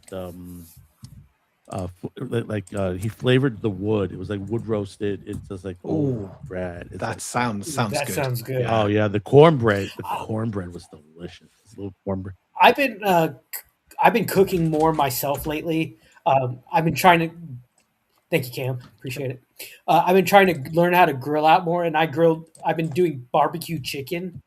I did it on the grill and the air fryer recently, and oh my god, I don't know what I'm doing right, but I'm able to get the skin nice and crispy, and I use Sweet Baby Ray's, which is some of the best barbecue sauce you could buy.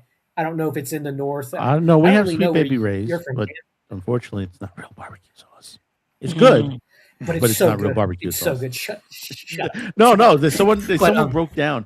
I saw a video. Someone broke down like all Kraft, all those Sweet Baby Ray's, and they explain what's in the sauce. It used to be barbecue sauce, but since they got bought out by, conglomerates, they end up. Did we lose Outpost now? It's probably just a blip. Yeah, there we go. Yeah, I'm back. Sorry. I thought I was going the way of snob for a second. Yeah. The basically a lot of those big things that they don't have the real true elements of being a barbecue sauce. But I still buy What Baby I do- Ray's. Don't get me. Yeah, I still buy. yeah. I like the flavor on it. What I do is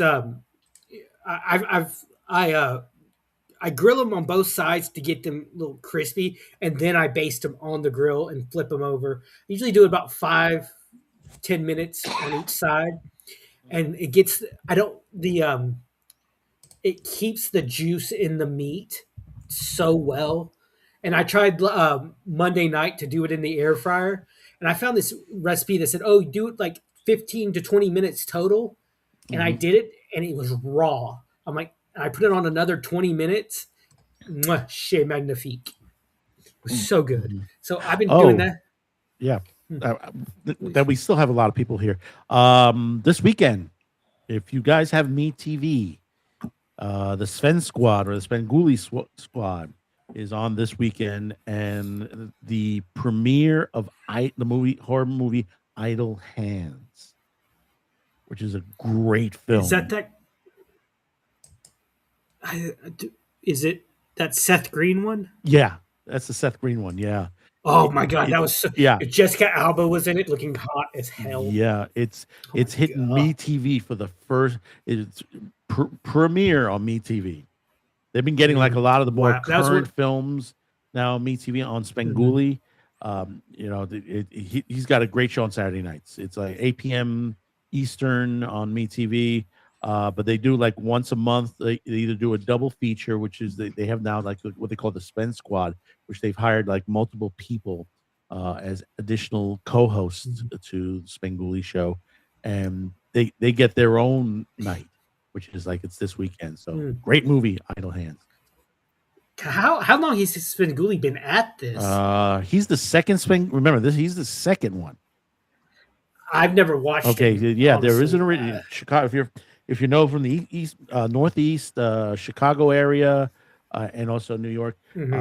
You know, you had the original Spenguli from years ago, and then it became Son of Spenguli when he retired out, and then Son of Spenguli, which is the current one, Rich Kaz, who's the current Spenguli. You know, they flipped it and they changed it from Son of Spenguli to the Spenguli Show, and it's expanded ever since then. He's still really super popular on Saturday nights because they have a good Saturday night. They have like, what is it? 1979. Yeah. Wow. Yeah, they start with Spenguli, and then they have a lot of science fiction. Well, actually, they start out with Batman. Crimson Acid. They go from Batman to Star Trek and Lost in Space, and like this whole slew through the entire night in the overnight. You know what? Speaking of Lost in Space, I liked that. What was it? 1990s movie they did. It was that was a great movie with Matt LeBlanc in it. Yeah. As Matt, and I thought he had the coolest weapons. He had the coolest armor. I loved how his helmet just like, and I loved the robot. Gary Oldman as Dr. Smith. Oh yeah, Gary Oldman was amazing, brilliant. Yeah. The Netflix series was awful. The Netflix I actually series. had a Jupiter 2 from the movie. Yeah, I had a Jupiter 2 toy from the movie. Yeah, I want it. God, I want it back so bad. Yeah, the Netflix series on Lost in Space was awful. I mean, they made the first season was okay. The first season was good, and then it went as a boil. woman. You know? Oh come on! Gender on that. Come on. I know it was an older man. I mean, Gary Oldman. At least at first I said, well, could Gary Oldman carry freaking, the Dr. Smith role, and he did a great job of it. You know, even threw in the little bit of the old time. Never fear, Smith is here. You know, then Netflix took it on, and then they did. You know, they flipped the gender on it, and it was like, no, they did the usual to it. No, I know. He was the villain. He was sort of the villain, anti-villain type situation. You know, he just was there for his own reckoning. You know, his own situation. Yeah. Remember, in the movie, he was not supposed to be on the ship. He gets betrayed by the coalition, the bad guys, and gets like knocked out while he's trying to the original movie, sabotage the ship. Yeah. Well, Dean's about my turn. The stream's been going on so long, it's beginning to collapse in the background. There you go. Yes. Well, in the original thing, Smith was like a traitor, right? He wasn't just like a kind of scheme. He was he was an outright traitor, right? Yeah, he was trying to sabotage the ship, so basically the ship never make it to Alpha Centauri.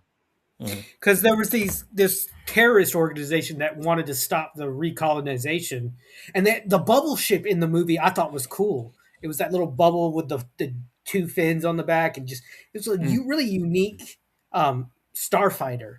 And I thought, like, when the Jupiter 1 launches, it looks exactly like the TV show Jupiter. But then when it gets it's booster rockets, the whole thing that is booster rockets until the ship gets to orbit, then it breaks off apart and you see the new Jupiter. And I had a toy, and the toy came with a little what was Matt LeBlanc's character's name? Major West. Major West. It lit up. It had made noises. I wish I still had it because it was one of my favorite toys as a kid. I still have my Turbo Man from Jingle All the Way somewhere. Let me answer this from Crimson. What is MeTV? If you're in the United States, MeTV is a channel that is on certain cable outlets and also free over the air, depending on where you are at. You can go to their MeTV.com. They have 3 current channels. It's MeTV, MeTV Plus, and MeTV Tunes. All are 24-hour channels. They're classic television. Yes. On there 24 hours a day, 7 days a week. Of course, obviously, MeTV Tunes, 24-hour tunes. In other words, they're Cartoon Network, the early day of Cartoon Network / Boomerang. Yes, a lot of great stuff on there. MeTV Plus is an add-on with other shows that they don't show on the MeTV channel. I mean, you get stuff like was it MASH? Now that they're showing Everyone Loves Raymond and Golden Girls. Love there he is. There he is. Back from the dead. Are you guys Welcome back. talking? Jeez. Well, we couldn't end the We couldn't end leave. the We were stream. trapped. Snob, You're trapped. the good news This is we're is, still going. The bad news is you've got 2 channel strikes. What? Channel strikes? All right. So yeah, like it just Restream would not reconnect me for the last however long I've been gone. I mean, like, what the hell's going on? And We've gone almost rebooted 3 hours now. I rebooted. I did everything, and then Discord was not working either. But yeah, it was weird. Like I'm like, all right, well, let's try YouTube. Yeah, YouTube works. Let's We're try this. still got people in the chat. Crimson All right, is- well, welcome. Crimson has been All keeping us on topics. He's been giving us some great questions. We've been talking about some great stuff while We were talking all science fiction. We were just talking MeTV because I had mentioned MeTV on the weekends on there because there's a good movie coming on this weekend. But he didn't know what MeTV was, so we were just explaining that. And everybody's still here. We still got 9 people watching. Wow. Yeah. Yeah. And we were just about to end the show. I was basically going to say, "Hey, Cam, what's going on?" And then that would have been it. But yeah, I don't Thank know. God you're back. I thought we would never leave. know Be what able the to leave. I don't It's know like what we're trapped in a digital circus. That's what I was about to say. yeah. The digital Restream snob was- circus. Restream was giving me this, I'm like, all right, well, let's test this YouTube video. That works. And Restream is getting me this, connection problems. I thought maybe Restream was down or something, but somehow my ability to connect to that and Discord was just down. Everything else works. Steam works. I can connect to Google. I can connect to it's weird. Anyway. Well, it kicked me and Dean out for like a split second, and we thought we were going the way you did. So, but it brought us right back in. Yeah, I mean, maybe I should have waited a little. It was hanging up a bit, but then I said, all right, let me refresh it because that it works sometimes, and that didn't work, obviously. Yeah, because worst come to worst, your stream will just be going on until it hits until it hits the 6 hour YouTube limit. maximum. Yeah. All right. Well, I don't know what's going on. You guys keep going, or do you want to? Shall we? No, you should probably close it before you. Let's close it out before we worse happens. Well, I mean, all I was going to say was, hey, join us next. I mean, literally, I was a minute away from. I was going to say, join us next week for episode 4, falling towards apotheosis. And you have the thumb for that? I do. It's up there already, ready to go. And and that this week on the Top Lofty Lounge on Sunday, we're doing movie night, and it's the Animatrix. So yeah, that's it. Is it all? Are you covering all the mini films within the I think we can cover them all. It's they're short little snippets. They're fairly short. It's one of the best anthology movies. I think it's one of my favorites. It's incredible lore setting for the Matrix universe. Yeah. And maybe Snob might do Robot Carnival, which one of the animators it did years ago. That's on the Animatrix. You keep telling me about Robot Carnival. I got to check it out. All right. It did I feel like I'm out of it because I don't know what you guys are talking about. Are you done talking about what you're doing? Should we? We're done. We're good. Yeah, we're good. All right. Thanks for everybody watching. for waiting. Thanks for watching, Crimson. Sorry it's been for a pleasure. sorry for the problems. Whatever the hell was going on, I don't know. It seems to be working now. Anyway, we'll see you next week for episode 4. Good night, everybody. Good night. Good night. Good night. Later. Buenas noches.